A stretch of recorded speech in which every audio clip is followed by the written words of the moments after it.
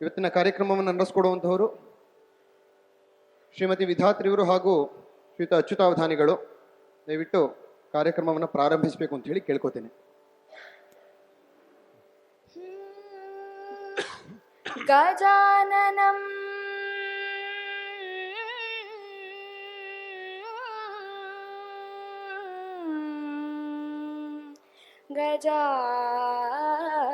ಗಜಾನನಂ ಭೂತಗಣಾದಿಸೇವಿತಂ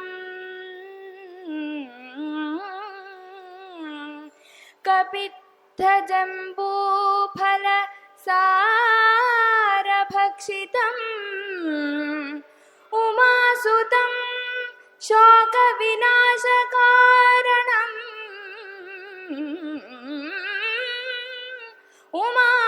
ಉಮಾಸುತಂ ಶೋಕ ವಿನಾಶಕಾರಣಂ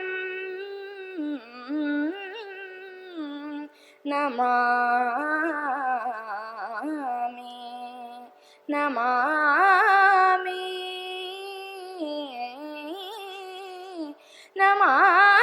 ನಮಾಮಿ ವಿಘ್ನೇಶ್ವರ ಪಾದ ಪಂಕಜಂ.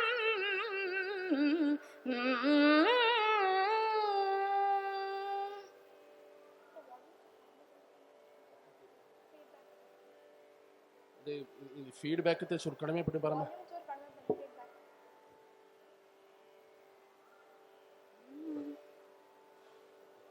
ಲಕ್ಷ್ಮೀಂ ತನೋತು ಮಿತರಾಂ ಇತರಾನಪೇಕ್ಷಂ ಅಂಘ್ರಿದ್ವಯಂ ನಿಗಮಶಾಖಿಶಿಖಾ ಪ್ರವಾಲಂ ಹೈರಂಬಂ ಅಂಬುರುಹಡಂ ಬರಚೌರ್ಯನಿಘ್ನಂ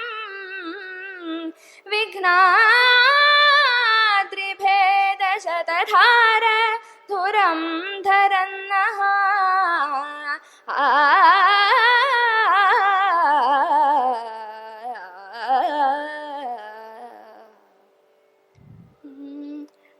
ರಾಮಾಯ ರಾಮಭದ್ರಾಯ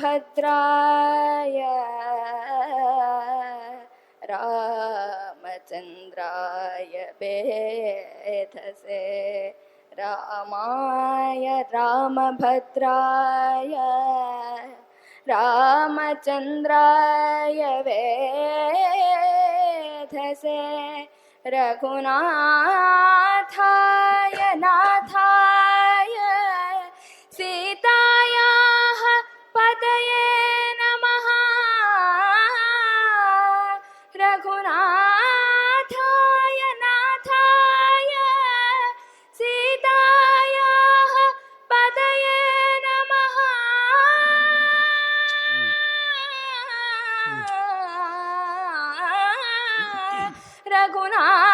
ರಘುನಾಥಾಯ ನಾಥಾಯ ಸೀತಾಯಾಃ ಪತಯೇ ನಮಃ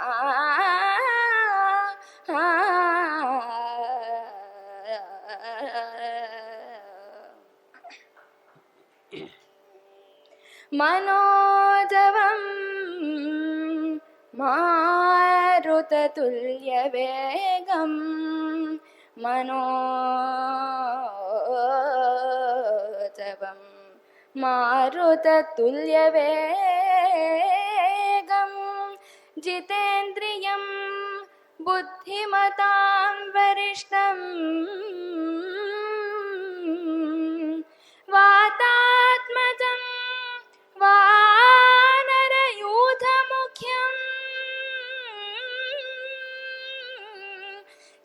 ಶ್ರೀರಾಮದೂತಂ ಶಿರಸಾ ನಮಾಮಿ ಶ್ರೀರಾಮದೂತಂ ಶಿರಸಾ ನಮಾಮಿ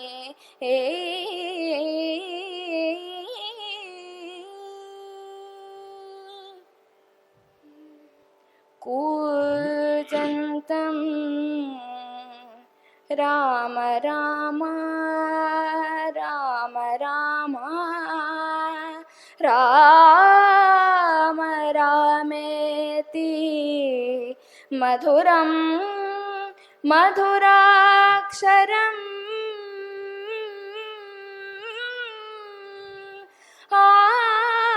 ಆರುಹ್ಯ ಕವಿತಾಶಾಖಾಂ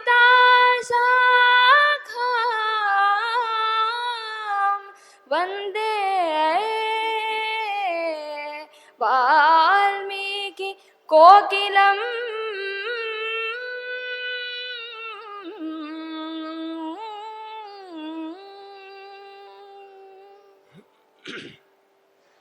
ಓಂ ಯಾಂ ಋಷಯೋ ಮಂತ್ರಕೃತೋ ಮನೀಷಿಣಃ ಅನ್ವೈಚ್ಛನ್ ದೇವಾಸ್ತಪಸಾ ಶ್ರಮೇಣ ತಾನ್ ದೇವೀಂ ವಾಚಗುಂ ಹವಿಷಾ ಯಜಾಮಹೇ ಸಾ ನೋ ದಧಾತು ಸುಕೃತಸ್ಯ ಲೋಕೆ ವಕ್ತಾರಮಾಸಾದ್ಯಯಮೇವ ನಿತ್ಯ ಸರಸ್ವತಿ ಸಾರ್ಥ ಸಮನ್ವಿತಾಸೀತ್ ನಿರಸ್ತ ದುಸ್ತರ್ಕ ಕಲಂಕ ಪಂಕ ನಮಾಮಿತಂ ಶಂಕರ ಮರ್ಚಿತಾಂಗ್ರಿಂ ಇಂದೀವರೇಂದ್ರ ಮಣಿಸುಂದರಮಿಂದಿರೇಶಂ ವಂದೀಕೃತೇಂದ್ರ ರಿಪುವೃಂದ ಮನಂದ ವೀರ್ಯಂ ಮಂದಸ್ಮಿತ ಪ್ರಸರ ನಂದಿತ ಲೋಕವೃಂದಂ ವಂದೇ ದಿನೇಂದ್ರ ಕುಲನಂದನ ರಾಮಚಂದ್ರಂ ಶಾರದಾ ಶಾರದಾಂಭೋಜ ವದನಾ ವದನಾಲಯೇ ಸರ್ವದಾ ಸರ್ವದಾಸ್ಮಾಕಂ ಸನ್ನಿಧಿ ಸನ್ನಿಧಿಂ ಕ್ರಿಯಾತ್ ಸದಾತ್ಮಧ್ಯಾನ ನಿರತಂ ವಿಷಯೇಭ್ಯಃ ಪರಾಂಗುಖಂ ನೌಮಿ ಶಾಸ್ತ್ರೇಷು ನಿಷ್ಣಾತಂ ಚಂದ್ರಶೇಖರ ಭಾರತೀಂ ರಾಮೋ ನಾಮ ಬಭೂವಹುಂ ತದಬಲಾ ಸೀತೇತಿ ಹುಂ ತೌ ಪಿತುರ್ವಾಚ ಪಂಚವಟಿ ತಟೆ ವಿಹರತಸ್ತಾಮಾಹರ ದ್ರಾವಣಃ ನಿದ್ರಾರ್ಥಂ ಜನನೀಂ ಕಥಾಮಿತಿ ಹರೇರ್ ಹುಂಕಾರತಃ ಶೃಣ್ವತಃ ಸೌಮಿತ್ರೇ ಕ್ವಧನುರ್ಧನುರ್ಧನುರಿತಿ ವ್ಯಗ್ರಾಗಿರಃ ಪಾತು ವಃ. ಶ್ರೀರಾಮಚಂದ್ರ ಆ ಮಹಾಸ್ವಾಮಿಯ ಅನುಗ್ರಹದಿಂದ ರಾಮಾಯಣ ವಾಚನ ವ್ಯಾಖ್ಯಾನದ ಪುಣ್ಯ ಫಲದಿಂದ ಮಳೆ ಬರ್ತಾ ಇದೆ. ಇಷ್ಟು ದಿನ ನಡೆದಂತಹ ಆ ವಾಚನ ವ್ಯಾಖ್ಯಾನದ ಫಲ ನೋಡಿ, ಭಗವಂತ ಶುರುಗೆ ವೃಷ್ಟಿ ಸುರಿಸ್ಬಿಟ್ಟಿದ್ದಾನೆ. ಶ್ರೀಕೃಷ್ಣ ಪರಮಾತ್ಮ ಸಣ್ಣ ವಯಸ್ಸು, ತಾಯಿ ಯಶೋದೆ ಕೃಷ್ಣನನ್ನ ತೊಟ್ಲಲ್ಲಿ ಹಾಕಿ ತೂಗ್ತಾ ಇದ್ಲಂತೆ. ಅಮ್ಮ ಕಥೆ ಹೇಳು ಅಂದ್ಬಿಟ್ಟ ಪುಟ್ಟ ಕೃಷ್ಣ. ತಾಯಿ ಕಥೆಯನ್ನ ಪ್ರಾರಂಭ ಮಾಡಿದ್ಲು. ರಾಮೋ ನಾಮ ಬಭೂವ. ಪುಟ, ಹಿಂದೆ ರಾಮ ಅಂತ ಒಬ್ಬ ಇದ್ದ. ಅನ್ನಂತೆ ಕೃಷ್ಣ. ರಾಮೋ ನಾಮ ಬಭೂವ ಹುಂ ತದಬಲ ಸೀತೆಯತಿ ಹುಂ. ಅವಳಿಗೆ ಸೀತೆ ಅಂತ ಧರ್ಮಪತ್ನಿ ಇದ್ಲು, ಮಹಾಲಕ್ಷ್ಮಿಗೆ ಸಮಾನ, ಸಾಕ್ಷಾತ್ ಜಗನ್ಮಾತೆ ಅವಳು. ಅನ್ನಂತೆ. ತೌ ಪಿತುರ್ವಾಚ ಪಂಚವಟಿ ತಟೇ ವಿಹರತಃ. ತಂದೆಯ ವಾಕ್ಯ ಪರಿಪಾಲನೆ ಆಗಬೇಕು ಅಂತ ಹೇಳಿ ಪಂಚವಟಿ ತಟದಲ್ಲಿ ವಿಹಾರ ಮಾಡ್ತಿದ್ರು. ಅಷ್ಟು ದೂರ, ಅಲ್ಲಿ ತನಕ ಹೋಗ್ಬಿಟ್ಲೇನೋ ಅಂತ ಪುಟ್ಟ ಕೃಷ್ಣ ಅನ್ನಂತೆ. ತಾಮ್ ಆಹರದ್ ರಾವಣ. ಒಮ್ಮೆ ದುಷ್ಟ ನೀಚ ರಾವಣ ಸೀತಾಮಾತೆಯನ್ನು ಅಪಹಾರ ಮಾಡಿಬಿಟ್ಟ ಕಣಪ್ಪ ಅಂದಂತೆ. ಪುಟ್ಟ ಕೃಷ್ಣನಿಗೆ ಪೂರ್ವಜನ್ಮದ ಸ್ಮರಣೆ ಆಗ್ಬಿಡ್ತು. ಎದ್ದು ಕೂತ್ನಂತೆ. ಸೌಮಿತ್ರೇ ಕ್ವಧನುರ್ಧನುರ್ಧನುರಿತಿ. ಲಕ್ಷ್ಮಣ, ಎಲ್ಲೋ ಬಿಲ್ಲು, ತಗೊಂಬಾರೋ ಬಿಲ್ಲನ್ನ. ನೀಚ ಸೀತೆಯನ್ನ ಅಪಹರಣ ಮಾಡದಂತೆ ಸೀಳು ಬಿಡ್ತೀನಿ ಅಂತ ಎದ್ದು ಕೂತ್ಬಿಟ್ಟಂತೆ. ತಾಯಿಗೆ ಆಶ್ಚರ್ಯ, ಇದೇನಿದು? ಸೌಮಿತ್ರೆ ಅಂತಾನೆ, ಬಿಲ್ಲು ಉಣ್ತಾನೆ, ಬಾಣ ಅಂತಾನೆ ಅಂತ. ಅವನೇ ರಾಮ, ಅವನೇ ಕೃಷ್ಣ, ಅವನೇ ಎಲ್ಲವೂ ಅಂತ ತಾಯಿಗೆ ಗೊತ್ತಿಲ್ಲ. ಅಂತಹ ಆ ಪುಟ್ಟ ಕೃಷ್ಣನ ರಾಮಭಾವದ ವ್ಯಗ್ರಾಗಿರ ಪಾತುವಹ. ಆ ಸಿಟ್ಟಾದಂತಹ ಮಾತು ನಮ್ಮನ್ನು ಕಾಪಾಡಲಿ ಅಂತ ಹೇಳಿ ಆ ಭಗವಂತ ರಾಮನ ಸ್ಮರಣೆಯನ್ನು ಮಾಡ್ತಾ ಕಥೆಯನ್ನು ಪ್ರಾರಂಭ ಮಾಡ್ತೇವೆ. ಚಿತ್ರಕೂಟ ಪರ್ವತದಿಂದ ಅತ್ರಿ ಮಹಾಮುನಿಗಳ ಆಶ್ರಮಕ್ಕೆ ಶ್ರೀರಾಮಚಂದ್ರ ಪ್ರವೇಶ ಮಾಡ್ತಾನೆ. ಅಲ್ಲಿ ಮಹಾಪ್ರತಿವ್ರತೆಯಾದಂತಹ ಅನಸೂಯೆಯೊಂದಿಗೆ ಸೀತಾಮಾತೆಯ ಸಲ್ಲಾಪ ನಡೆಯುತ್ತೆ. ಸೀತಾಮಾತೆ ತನ್ನ ಜನನ ವೃತ್ತಾಂತ, ಸೀತಾ ಕಲ್ಯಾಣದ ಕಥೆ ಇದೆಲ್ಲವನ್ನೂ ಹೇಳ್ತಾಳೆ. ಅನಸೂಯೆ ಪಾತಿವ್ರತ್ಯದ ಮಹತ್ವವನ್ನು ಸೀತೆಗೆ ಉಪದೇಶ ಮಾಡ್ತಾಳೆ. ಇಷ್ಟೆಲ್ಲ ಆದಮೇಲೆ ಶ್ರೀರಾಮಚಂದ್ರ ಮುಂದೆ ಬಂದಿದ್ದಾನೆ, ವನ ಪ್ರವೇಶವನ್ನು ಮಾಡಿದ್ದಾನೆ. ದಟ್ಟವಾದಂತಹ ಕಾಡು. ವಿರಾಧ ಅಂತ ಒಬ್ಬ ರಾಕ್ಷಸ.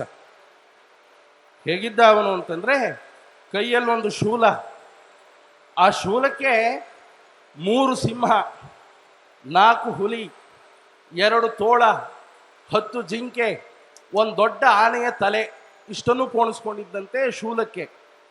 ಅಂಥ ಶೂಲವನ್ನು ಹಿಡ್ಕೊಂಡು ಬಂದಿದ್ದ ಅವನು ಅಂತ ವಾಲ್ಮೀಕಿಗಳು ಹೇಳ್ತಾರೆ. ಅಂದ್ರೆ ಆ ರಾಕ್ಷಸ ಹೇಗಿದ್ದ ಅಂತ. ಅವನು ಶೂಲವೇ ಹಾಗಿದ್ದ ಮೇಲೆ ರಾಕ್ಷಸ ಹೇಗಿರಬಹುದು ಅಂತ ಯೋಚನೆ ಮಾಡಿ ಅಂತ ಅಂಥವನು ಅವನು ಬಂದ. ನೋಡ್ತಾನೆ, ರಾಮ ಲಕ್ಷ್ಮಣ ಇಬ್ರು ಋಷಿವೇಶದಲ್ಲಿ ಇದ್ದಾರೆ. ಮಧ್ಯದಲ್ಲಿ ಸಹಜ ಸುಂದರಿ ಸೀತೆ ಇದ್ದಾಳೆ. ನೋಡದ್ನಂತೆ, ಆಹಾ, ನಿಮ್ಮಂಥ ಬೂದಿ ಬಡಕರಿಬ್ರು ಈ ಸುಂದರಿ ಜೊತೆ ಇರೋದೆ, ಇದು ಸರಿಯಲ್ಲ, ಪಾಪ ಇದು, ಸೀತೆ ನನಗೆ ಸೇರಬೇಕು ಅಂತ ಹೇಳಿ ಸೀತೆಯನ್ನ ಅಪಹರಣ ಮಾಡ್ಕೊಂಡು ಓಡ್ ಹೋಗ್ತಾನೆ. ಆಗ ಶ್ರೀರಾಮ ಒಂದು ಮಾತು ಹೇಳ್ತಾನೆ, ಪರಸ್ಪರ್ಶಾಸ್ತು ವೈದೇಹ್ಯ ನ ದುಃಖತರಮಸ್ತಿ ಮೇ ಪಿತುರ್ವಿನಾಶಾತ್ ಸೌಮಿತ್ರೇ ಸ್ವರಾಜ್ಯ ಹರಣಾತ್ ತಥಾ. ಈ ಸೀತಾಮಾತೆಯನ್ನು ಪರಪುರುಷರು ಮುಟ್ಟುವಾಗ ನನಗೇನು ನೋವಾಗುತ್ತೋ, ನಮ್ಮ ತಂದೆ ದಶರಥ ಮಹಾರಾಜರ ಸಾವಿನ ಸುದ್ದಿ ಕೇಳಿದಾಗ ಆ ನೋವಾಗ್ಲಿಲ್ಲ ಲಕ್ಷ್ಮಣ.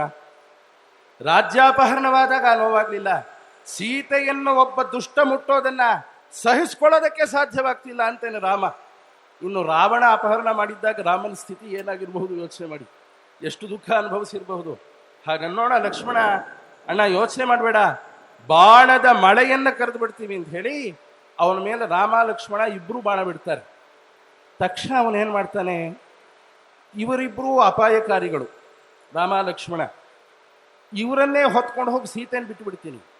ಇವ್ರ ಕಥೆ ಮುಗಿದ ಮೇಲೆ ಸೀತೆ ಹೇಗಿದ್ರು ನನಗೆ ಸೇರ್ತಾಳೆ ಅಂತ ರಾಮ ಲಕ್ಷ್ಮಣರನ್ನೇ ಹೊತ್ಕೊಂಡು ದುಷ್ಟ ಓಡೋಕ್ ಶುರು ಮಾಡ್ತಾನೆ. ತಕ್ಷಣ ಲಕ್ಷ್ಮಣ ಕತ್ತಿ ತೆಗಿತಾನೆ. ಆ ಸಂದರ್ಭದಲ್ಲಿ ರಾಮ ಹೇಳ್ತಾನೆ, ಬೇಡ ಲಕ್ಷ್ಮಣ, ನಾವು ಹೋಗ್ಬೇಕಾಗಿರೋ ದಿಕ್ಕಿಗೆ ಇವನು ಓಡ್ತಾ ಇದ್ದಾನೆ. ಇಂಥ ರಾಕ್ಷಸ ಓಡ್ಬಿಟ್ರೆ ಕಾಡಿನಲ್ಲಿ ಒಂದು ಮಾರ್ಗ ಆಗ್ಬಿಡುತ್ತೆ. ಯಾಕೆ ಸುಮ್ಮನೆ ಹೊಡೆಯೋದು, ಎಷ್ಟೊತ್ತು ಹೊತ್ಕೊಂಡು ಹೋಗ್ತಾನೋ ಹೋಗ್ಲಿ, ನಮಗೆ ಅನುಕೂಲ ಅಂತಾನೆ. ಅವನು ಎಷ್ಟೊತ್ತು ಹೊತ್ಕೊಂಡು ಹೋಗ್ತಾನೋ ಹೋಗ್ಲಿ, ಅಲ್ಲಿವರೆಗೂ ಹೋದ್ರಾಯ್ತು ಅಂತಾನೆ.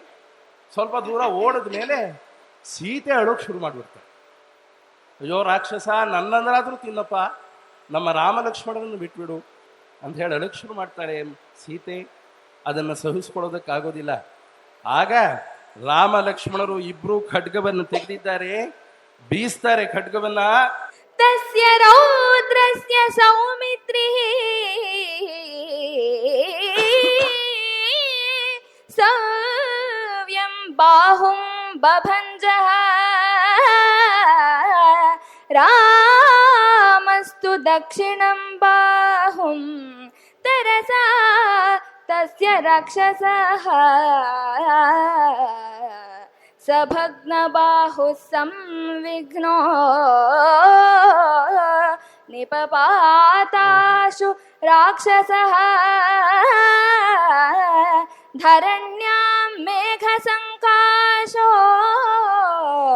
ಧರಣ್ಯಾಂ ಮೇಘಸಂಕಾಶೋ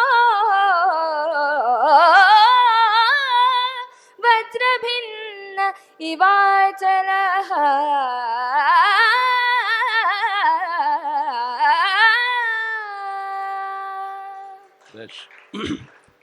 ಯಾವಾಗ ಸೀತೆ ದುಃಖ ಪಟ್ಬಿಟ್ಲು, ಲಕ್ಷ್ಮಣ ಹೇಳ್ದ, ಅಣ್ಣ ಇನ್ನು ತಡೆಯೋಕ್ಕಾಗೋಲ್ಲ ಅಂತ. ಸರಿ ಪ್ರಯೋಗಿಸು ಅಂದ. ಅಂದು ಕೂಡಲೇ ಲಕ್ಷ್ಮಣ ಖಡ್ಗ ತೆಗೆದಿದ್ದೆ. ಅಣ್ಣ, ಎಡಗೈ ನನಗೆ, ಬಲಗೈ ನಿನಗೆ ಅಂದಿದ್ದೆ. ಎಡಗೈಗೆ ಖಡ್ಗದಿಂದ ಹೊಡೆದ. ಅಂಥ ದಪ್ಪ ತೋಳು, ತಾಳೆ ಮರದ ಹಾಗಿದೆ. ಒಂದೇ ಏಟಕ್ಕೆ ತುಂಡಾಯ್ತು. ರಾಮನು ಹೊಡೆದ, ಬಲಗೈ ತುಂಡಾಯ್ತು. ನ್ಯಾಯವಾಗಿ ಬ್ರಹ್ಮನ ವರ, ಅವನ ದೇಹ ಶಸ್ತ್ರದಿಂದ ತುಂಡಾಗಬಾರದು. ಆದ್ರೂ ಬಂದವನು ಯಾರೋ? ಬ್ರಹ್ಮನಿಗೂ ಬ್ರಹ್ಮ. ಶ್ರೀರಾಮ ಸಾಧಾರಣ ಅಲ್ಲ, ಬ್ರಹ್ಮನಿಗೂ ಬ್ರಹ್ಮ. ಅವನು ಹೊಡೆದ ಕೂಡಲೇ 2 ತೋಳು ತುಂಡಾಯ್ತು. ಮೂರ್ಛೆ ತಪ್ಪಿ ಧೋಪ್ಪಂದು ಬಿದ್ದ. ಬಿದ್ರೆ ಹೇಗ್ ಬಿದ್ದ ಅವನು? ಮೇಘ ಸಂಕಾಶ ಅಂತ ಕವಿ ಹೇಳ್ತಾನೆ. ಮೇಘ ಸಂಕಾಶ ಅಂತಂದ್ರೆ ಮೇಘದಂತಹ ಗಾತ್ರ ಒಂದು, ಮೋಡದಂತಹ ಬಣ್ಣ, ಮೋಡದಂತಹ ಕಪ್ಪಾದ ಬಣ್ಣ, ಮೋಡದಂತಹ ಗಾತ್ರ ಎರಡೂ ಇದೆ. ನೆಲದ ಮೇಲೆ ಬಿದ್ದ. ಬಿದ್ರೆ ರಾಮ ಲಕ್ಷ್ಮಣ ಇಬ್ರು ಸೇರಿ ನೆಲಕ್ಕೆ ಹಾಕಿ ತಿಕ್ತಾರೆ, ಅವನನ್ನ ಉಜ್ತಾರೆ. ಆದ್ರೂ ಸಾಯಲಿಲ್ಲ ಅವನು. ನೋಡಿ ಹೇಗಿದ್ದಾನು, ಪಾಪಿ ಚಿರಾಯು ಅಂತಾರಲ್ಲ ಹಾಗೆ. ಆದ್ರೂ ಸಾಯಲಿಲ್ಲ ಅವನು. ಆಗ ಶ್ರೀರಾಮಚಂದ್ರನಿಗೆ ಸ್ಮರಣೆ ಆಗುತ್ತೆ, ಲಕ್ಷ್ಮಣ ಮಹಾಮೂರ್ಖ ಇವನು, ಇವನೇ ಹೇಳ್ಕೊಂಡಿದ್ದಾನೆ ನನಗೆ ವರ ಇದೆ, ಶಸ್ತ್ರದಿಂದ ಸಾವು ಬರೋದಿಲ್ಲ ಅಂತ ಹೇಳಿ. ಬೇರೆ ಏರ್ಪಾಟ್ ಮಾಡೋಣ, ಒಂದು ಕೆಲಸ ಮಾಡು, ಇವನನ್ನು ಹಿಡ್ಕೊಂಡಿರ್ತೀನಿ, ನೀವೊಂದು ದೊಡ್ಡ ಹೊಂಡ ತೋಡು, ಆ ಹೊಂಡದಲ್ಲಿ ಮುಚ್ಚಾಕೊಳ್ಳೋಣ ಅಂದ ರಾಮ. ಅಂದಿದ್ದೆ ಲಕ್ಷ್ಮಣ, ಕೇಳಬೇಕೆ ಲಕ್ಷ್ಮಣನ ಪರಾಕ್ರಮ. ಹೊಂಡ ತೋಡಕ್ಕೆ ಶುರು ಮಾಡಿಬಿಟ್ಟ. ರಾಮ ಆ ಪಾಪಿಯ ಕುತ್ತಿಗೆಯನ್ನು ಕಾಲಲ್ಲಿ ಹಿಡ್ಕೊಂಡಿದ್ದಾನೆ. ಯಾವಾಗ ಹೊಂಡ ತೋಡಿದ್ರು ಆಗ ನನ್ನ ಸಾವು ಖಚಿತ ಅಂತ ಗೊತ್ತಾಯ್ತು ಅವನಿಗೆ. ಯಾವಾಗ ಸಾವು ಬರುತ್ತೆ ಅಂತ ಗೊತ್ತಾಯ್ತು, ಪೂರ್ವಜನ್ಮದ ಸ್ಮರಣೆ ಆಗ್ಬಿಡ್ತು. ಅವನು ಹೇಳ್ತಾನೆ, ರಾಮ ಮಹಾನುಭಾವ, ನನ್ನ ಉದ್ಧಾರಕ್ಕಾಗಿ ನೀನು ಬಂದಿದೀಯಾ. ಹಿಂದಿನ ಜನ್ಮದಲ್ಲಿ ತುಂಬೂರು ಅಂತ ಹೇಳಿ ಒಬ್ಬ ಗಂಧರ್ವನಾಗಿದ್ದೆ. ಗಂಧರ್ವ ರಾಜ ಕುಬೇರನ ಸೇವಕ. ರಂಭೆಯಲ್ಲಿ ಆಸಕ್ತನಾಗ್ಬಿಟ್ಟೆ, ಕರ್ತವ್ಯ ಮರ್ತುಬಿಟ್ಟೆ. ಸಿಟ್ಟು ಬಂತು ಕುಬೇರನಿಗೆ, ಶಾಪ ಕೊಟ್ಟ, ನಿನಗೆ ರಾಕ್ಷಸ ಯೋನಿ ಆಗಲಿ ಅಂತ ಶಾಪ ಕೊಟ್ಟುಬಿಟ್ಟ. ನಾನು ರಾಕ್ಷಸನಾಗಿ ಹುಟ್ಟದೆ, ಬ್ರಹ್ಮನ ವರದಿಂದ ಈ ಶಕ್ತಿ ಪ್ರಾಪ್ತವಾಗಿತ್ತು. ರಾಮ ಏನು ಯೋಚನೆ ಮಾಡಬೇಡಪ್ಪ, ನನ್ನ ನೀ ಹೊಂಡಕ್ಕೆ ತಳ್ಳಿ ನನ್ನನ್ನು ಮುಚ್ಚಿ, ನೀವು ಇಲ್ಲಿಂದ ಮುಂದೆ ಶರಭಂಗರು ಅಂತ ಹೇಳಿ ಒಬ್ಬ ಮಹಾತ್ಮರಿದ್ದಾರೆ, ಅವ್ರ ಬಳಿಗೆ ನೀವು ಹೋಗಿ ನಿಮಗೆಲ್ಲ ಮಂಗಳವಾಗತ್ತೆ ಅಂತ ಹೇಳೋಣ. ರಾಮ ಅವನನ್ನು ಬಿಟ್ಬಿಡ್ತಾನಂತೆ. ಹೇಗಿದ್ರು ಪೂರ್ವಜನ್ಮದ ಸ್ಮರಣೆ ಆಗಿದೆ, ಮನಸ್ಸು ಪರಿವರ್ತನೆ ಆಗಿದೆ ಅಂತ ಬಿಟ್ಟು ಅವನನ್ನು ಹಾಗೆ ಆ ದೇಹವನ್ನು ಹೊಂಡಕ್ಕೆ ತಳ್ಳಿ ಮಣ್ಣು ಮುಚ್ಚಿದ್ರಂತೆ. ಮಣ್ಣು ಮುಚ್ಚಬೇಕಾದ್ರೂ ನೋಡಿ, ಬರೇ ಮಣ್ಣು ಮುಚ್ಚಲಿಲ್ಲ ಅವರು, ಜೊತೆಗೆ ಕಲ್ಲನ್ನು ಹಾಕಿ ಮುಚ್ಚಿದ್ರು ಅಂತ. ಬಲ ಬರಲಿ ಅಂತ ಏನೋ ರಾಕ್ಷಸ ಹೇಳಿದ್ದಾನೆ, ಮನಸ್ಸು ತಿರುಗ್ಬಿಟ್ಟು ಅಲ್ಲಿಂದನೇ ಎದ್ದು ಬಿಟ್ರವನು. ಏನು ಮಾಡೋದು? ಹಾಗಾಗಿ ಕಲ್ಲು ಹಾಕಿ ಭದ್ರ ಮಾಡಿ ಅವನನ್ನು ಮುಚ್ಚಿ ಮುಂದೆ ಶರಭಂಗರ ಆಶ್ರಮಕ್ಕೆ ಅಂತ ಹೇಳಿ ಶ್ರೀರಾಮಚಂದ್ರ ನಡ್ಕೊಂಡು ಬರ್ತಾ ಇದ್ದಾನೆ. ಏನು ಅದ್ಭುತ! ಸಾಕ್ಷಾತ್ ದೇವೇಂದ್ರ ಮಣಿಖಚಿತವಾದ ರಥದಲ್ಲಿ ಬಂದಿದ್ದಾನೆ. ದೇವತೆಗಳೆಲ್ಲ ಬಂದಿದ್ದಾರೆ, ಪರಿವಾರದವರೆಲ್ಲ ಬಂದಿದ್ದಾರೆ. ಮಹರ್ಷಿ ಶರಭಂಗರೊಂದಿಗೆ ಕೈ ಮುಗಿದುಕೊಂಡು ಮಾತಾಡ್ತಿದ್ದಾನೆ ದೇವೇಂದ್ರ. ಅಂಥ ಸನ್ನಿವೇಶವನ್ನು ಶ್ರೀರಾಮಚಂದ್ರ ನೋಡ್ತಾನೆ. ಲಕ್ಷ್ಮಣನಿಗೆ ಹೇಳ್ತಾನೆ, ಲಕ್ಷ್ಮಣ ನೋಡು, ದಿವ್ಯ ಪುರುಷರು, ಅವರ ರಥ ನೋಡು, ಅವ್ರ ಮಾಲೆ ನೋಡು, ಅವ್ರ ತೇಜಸ್ ನೋಡು ಹೇಗಿದೆ. ಬಹುಶಃ ದೇವೇಂದ್ರನೇ ಇರಬಹುದು, ನಾನು ಸ್ವಲ್ಪ ವಿಚಾರಿಸ್ಕೊಂಡ್ಬರ್ತೀನಿ, ನೀವು ಇಲ್ಲೇ ಇರಿ ಅಂಥೇಳಿ ಶ್ರೀರಾಮಚಂದ್ರ ಹತ್ರಕ್ಕೆ ಹೋದ. ಅವನನ್ನು ಇಂದ್ರ ನೋಡ್ತಾನೆ. ನೋಡಿದ ಕೂಡಲೇ ಶರಭಂಗರಿಗೆ ಹೇಳ್ತಾನೆ, ಶ್ರೀರಾಮಚಂದ್ರ ಬರ್ತಿದ್ದಾನೆ ಮಹರ್ಷಿಗಳೇ, ನಾ ಇಲ್ಲಿ ತುಂಬ ಹೊತ್ತು ಇರೋ ಹಾಗಿಲ್ಲ, ನಾನು ಹೋಗ್ಬಿಡ್ತೀನಿ ಅಂತ. ಯಾಕೆ ಅಂದರೆ ಇಂದ್ರನಿಗೆ ಭಯ. ಶರಭಂಗರು ತಮ್ಮ ಎಲ್ಲ ಲೋಕಗಳನ್ನು ಶ್ರೀರಾಮನಿಗೆ ಅರ್ಪಣೆ ಮಾಡಬೇಕು ಅಂತ ಇದ್ದಾರೆ. ಎಲ್ಲ ಲೋಕಗಳನ್ನು ಸ್ವೀಕಾರ ಮಾಡಿ ಶ್ರೀರಾಮಚಂದ್ರ ನನ್ನ ಜೊತೆಲೇ ಈಗಲೇ ಬಂದುಬಿಟ್ರೆ ರಾಕ್ಷಸ ವಧೆ ಆಗೋದೇ ಇಲ್ಲ ಅಂತ ಹೇಳಿ ಇಂದ್ರ ನಾನು ತುರ್ತಾಗಿ ಹೋಗ್ಬೇಕು, ರಾಮನ ಜೊತೆ ನನ್ನ ಮಾತುಕತೆ ಆಗ್ಬಿಟ್ರೆ ಅನರ್ಥ ಆಗ್ಬಿಡುತ್ತೆ ಅಂತ ಶ್ರೀರಾಮಚಂದ್ರ ಕರ್ತವ್ಯ ಬಿಡ್ತಾನೆ. ಇಂದ್ರನಿಗೂ ಭ್ರಾಂತು ಅಷ್ಟೇ. ಆ ಕ್ಷಣದಲ್ಲಿ ಇಂದ್ರ ರಥ ಹತ್ತಿ ಹೋಗ್ತಾನೆ. ಸಂತೋಷದಿಂದ ಶರಭಂಗರು ಆಶ್ರಮಕ್ಕೆ ಬಂದಿದ್ದಾರೆ. ಶ್ರೀರಾಮಚಂದ್ರ ಹತ್ರ ಹೋಗ್ತಾನೆ. ಅತ್ಯಂತ ಆನಂದದಿಂದ ಶರಭಂಗರು ಶ್ರೀರಾಮನನ್ನು ಸ್ವಾಗತಿಸಿದರು.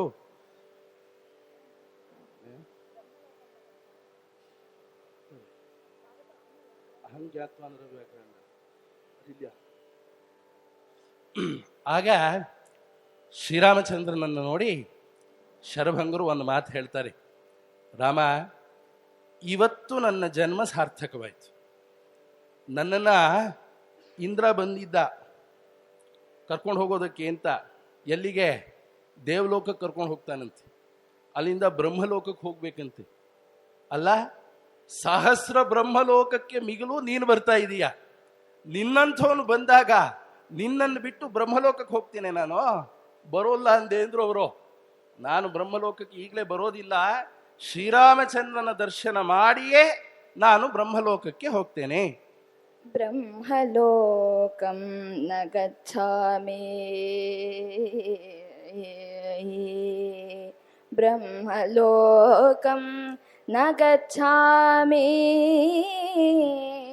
ತ್ವಾಮ ದೃಷ್ಟ್ವಾ ಪ್ರಿಯಾತಿಥಿಂ ತ್ವಯಾಹಂ ಪುರುಷವ್ಯಾಘ್ರ ಧಾರ್ಮಿಕೇಣ ಮಹಾತ್ಮನಾ ಸಮಾಗಮ್ಯ ಗಮಿಷ್ಯಾಮಿ ತ್ರಿದಿವಂ ದೇವಸೇವಿತಂ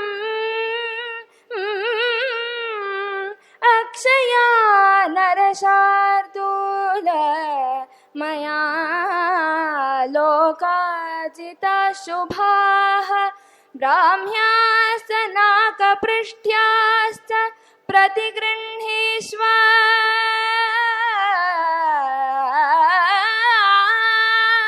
प्रतिगृह्णी मामकान्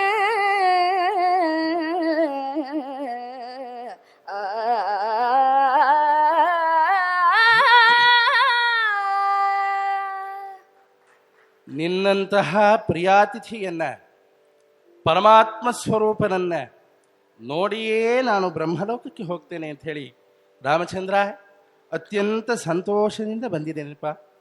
ನಿನ್ನ ದರ್ಶನವಾಗ್ಬಿಡ್ತು. ಇಂದಿಗೆ ನನ್ನ ತಪಸ್ಸು ಸಾರ್ಥಕವಾಯಿತು, ನನ್ನ ವಿದ್ಯೆ ಸಾರ್ಥಕವಾಯಿತು, ಈ ಮನುಷ್ಯ ಜನ್ಮ ಸಾರ್ಥಕವಾಯಿತು. ರಾಮ, ಅಕ್ಷಯವಾದ ಲೋಕಗಳನ್ನೆಲ್ಲ ಪಡೆದಿದ್ದೇನೆ. ಬ್ರಹ್ಮಲೋಕದವರೆಗಿನ ಎಲ್ಲ ಲೋಕಗಳೂ ಉಚಿತವಾಗಿದೆ, ಎಲ್ಲವೂ ಅಕ್ಷಯ ಲೋಕ ಅಂತಾನೆ. ಅಕ್ಷಯ ಲೋಕ ಅಂದ್ರೆ ಏನೋ, ಆ ಬ್ರಹ್ಮಭುವನ ಲೋಕಾಹ ಪುನರಾವರ್ತಿನೋರ್ಜುನ, ಕಲ್ಪಾಂತದವರೆಗಿರುತ್ತೆ ಅಂತ ಈ ಎಲ್ಲ ಲೋಕಗಳನ್ನು ಪಡೆದಿದ್ದೇನೆ. ಇವತ್ತು ಎಲ್ಲವನ್ನು ನಿನಗೆ ಅರ್ಪಣೆ ಮಾಡ್ತಿದ್ದೇನೆ. ಅಷ್ಟೂ ಲೋಕಗಳನ್ನು ನಿನಗೆ ಸಮರ್ಪಣೆ ಮಾಡ್ತೇನೆ. ಹಾಗೆ ಮಾಡಿದರೆ ನನ್ನ ತಪಸ್ಸು ಪರಿಪೂರ್ಣವಾಗುತ್ತೆ ಅಂತ ಕೃಷ್ಣ ಪರಮಾತ್ಮ ಗೀತೆಯಲ್ಲಿ ಹೇಳಿದ್ದಾನೆ. ಮನ್ಮನಾಭವ ಮದ್ಭಕ್ತಃ ಮದ್ಯಾಜಿ ಮಾಂ ನಮಸ್ಕುರು. ಎಲ್ಲವನ್ನೂ ನನಗರ್ಪಿಸುವಂತ ಸಾಕ್ಷಾತ್ ಪರಮಾತ್ಮ ನೀನು ಬಂದಿದ್ಯಾ ಅಂತ ಹೇಳಿ ತಮ್ಮ ಎಲ್ಲ ಪುಣ್ಯಗಳನ್ನು ರಾಮನಿಗೆ ಅವರು ಅರ್ಪಿಸಿಬಿಟ್ರು. ಶ್ರೀರಾಮಚಂದ್ರ ನೋಡ್ದ, ಋಷಿಗಳೇ, ನಿಮ್ಮಂಥವರು ಕೊಟ್ಟಾಗ ಇಲ್ಲ ಅನ್ನೋಕ್ಕಾಗತ್ಯೇ? ಅದೆಲ್ಲವನ್ನು ನಾನು ಸ್ವೀಕಾರ ಮಾಡ್ತೇನೆ. ಅಹಮೇವಾ ಹರಿಷ್ಯಾಮಿ ಸರ್ವಲೋಕಾನ್ ಮಹಾಮುನೆ.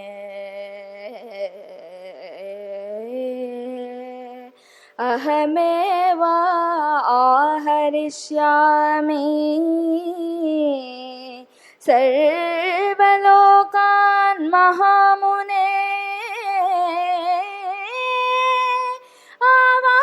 ಆವಾಸಂ ತ್ವಹಮಿಚ್ಛಾಮಿ ಪ್ರದಿಷ್ಟಮಿಹ ಕಾನನೆ.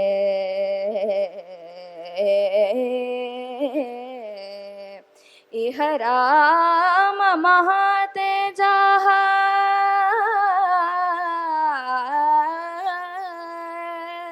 ಸುತೀಕ್ಷ್ಣೋ ನಾಮ ಧಾರ್ಮಿಕಃ ವಸತ್ಯರಣ್ಯೇ ಧರ್ಮಾತ್ಮಾ ಸತೇ ಶ್ರೇಯಂ ವಿಧಾಸ್ಯತಿ ಸತೇ ಶ್ರೇಯಂ ವಿಧಾಸ್ಯತಿ.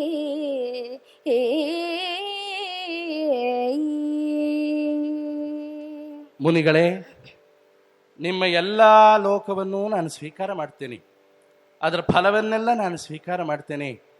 ಆದರೆ ಈಗ ಕಾಡಿಗೆ ಬಂದಂತಹ ನಾನು ಎಲ್ಲಿ ಉಳಿಬೇಕು, ಎಲ್ಲುಳಿದರೆ ಕ್ಷೇಮ, ಎಲ್ಲಿ ನನಗೆ ಆಪತ್ತಾಗೋದಿಲ್ಲ ಅಂತಹ ಜಾಗವನ್ನು ನೀವು ತೋರಿಸ್ಬೇಕು ಅಂತ ಕೇಳಿದ್ನಂತೆ. ನೋಡಿ, ಪರಮಾತ್ಮನ ಲೀಲೆ. ಬ್ರಹ್ಮಲೋಕವನ್ನು ಗೆದ್ದಂತಹ ಶರಭಂಗರು ತಮ್ಮ ಪುಣ್ಯವನ್ನೆಲ್ಲ ರಾಮನಿಗೆ ಅರ್ಪಿಸಿದ್ದಾರೆ. ಅಂದ್ರೆ ರಾಮನ ಯೋಗ್ಯತೆ ಎಂಥದ್ದು. ಅಂಥ ರಾಮ ಶರಭಂಗರನ್ನೇ ಮತ್ತೆ ಕೇಳ್ತಾ ಇದ್ದಾನೆ, ಕಾಡಲ್ಲಿ ನಾನು ಎಲ್ಲಿ ಉಳ್ಕೋಬೇಕು ಅಂತ. ನಾ ಎಲ್ಲಿ ಉಳ್ಕೊಂಡ್ರೆ ಶ್ರೇಯಸ್ಸು ಅಂತ ಹೇಳಿ ಮತ್ತೆ ಶರಭಂಗರನ್ನೇ ಶ್ರೀರಾಮಚಂದ್ರ ಕೇಳ್ದ. ಅದಕ್ಕೆ ಅವ್ರು ಹೇಳಿದ್ರು, ರಾಮ ಇದನ್ನು ನಾನು ಹೇಳೋದಿಲ್ಲ, ಸುತೀಕ್ಷ್ಣರು ಅನ್ನುವಂತಹ ಮಹಾನುಭಾವರು ಮುಂದಿದ್ದಾರೆ. ಈ ಮಂದಾಕಿನಿ ನದಿಯ ವಿರುದ್ಧ ದಿಕ್ಕಿಗೆ ನೀನು ಹೋಗು, ಅಲ್ಲಿ ಅವರ ಆಶ್ರಮ ಸಿಗತ್ತೆ. ಮಹಾನುಭಾವರು ಕಣಪ್ಪ, ಆ ಸುತೀಕ್ಷ್ಣ ಮುನಿ ನಿನಗೆ ಶ್ರೇಯೋ ಮಾರ್ಗವನ್ನ ತೋರಿಸ್ತಾರೆ ಅಂತ ಹೇಳ್ತಾ ಒಂದು ಮಾತು ಹೇಳಿದ್ರು. ರಾಮ, ಈಗ ನಿನ್ನ ದರ್ಶನವನ್ನ ನಾನು ಮಾಡಿ ಆಯಿತು. ನಿನ್ನ ದರ್ಶನವಾದ ಮೇಲೆ ನಾನು ಕೃತಕೃತ್ಯನಾದೆ. ಇನ್ಯಾವುದನ್ನು ಮಾಡುವ ಅಗತ್ಯವಿಲ್ಲ, ಇನ್ಯಾವುದನ್ನು ಪಡೆಯುವ ಅಗತ್ಯವಿಲ್ಲ. ದೇಹ ಸಾರ್ಥಕವಾಗ್ಬಿಡ್ತು. ಹಾಗಾಗಿ ನಿನ್ನೆದುರಿನಲ್ಲಿಯೇ ನಾನೀಗ ದೇಹತ್ಯಾಗವನ್ನು ಮಾಡ್ತೇನೆ. ತತೋಗ್ನಿಂ ಸುಸಮಾಧಾಯ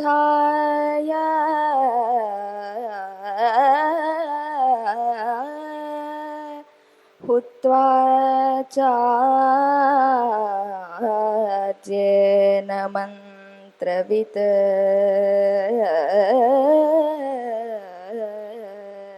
ತತೋಗ್ನಿಂ ಸುಸಮಾಧಾಯ ಹುತ್ವಾ ಚಾರ್ಯೇನ ಮಂತ್ರವಿತ್ ಶರಭಂಗೋ ಮಹಾತೇಜಾಃ ಪ್ರವಿವೇಶ ಹುತಾಶನಂ ಸ ಚ ಪಾವಕ ಸಂಕಾಶಃ ಕುಮಾರಃ ಸಮಪದ್ಯತಾ ಉತ್ಥಾಯಾಗ್ನಿಚಯಾತ್ ತಸ್ಮಾತ್ ಶರಭಂಗೋ ವ್ಯರೋಚತ